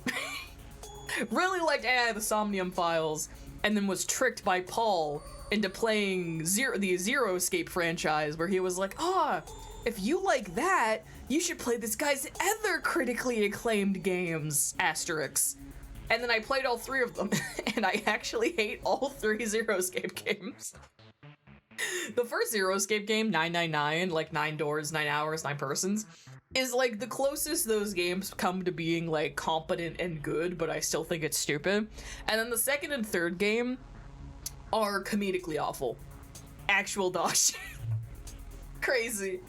Anyway. But yeah, I have to find that video to show you guys before we play the second game.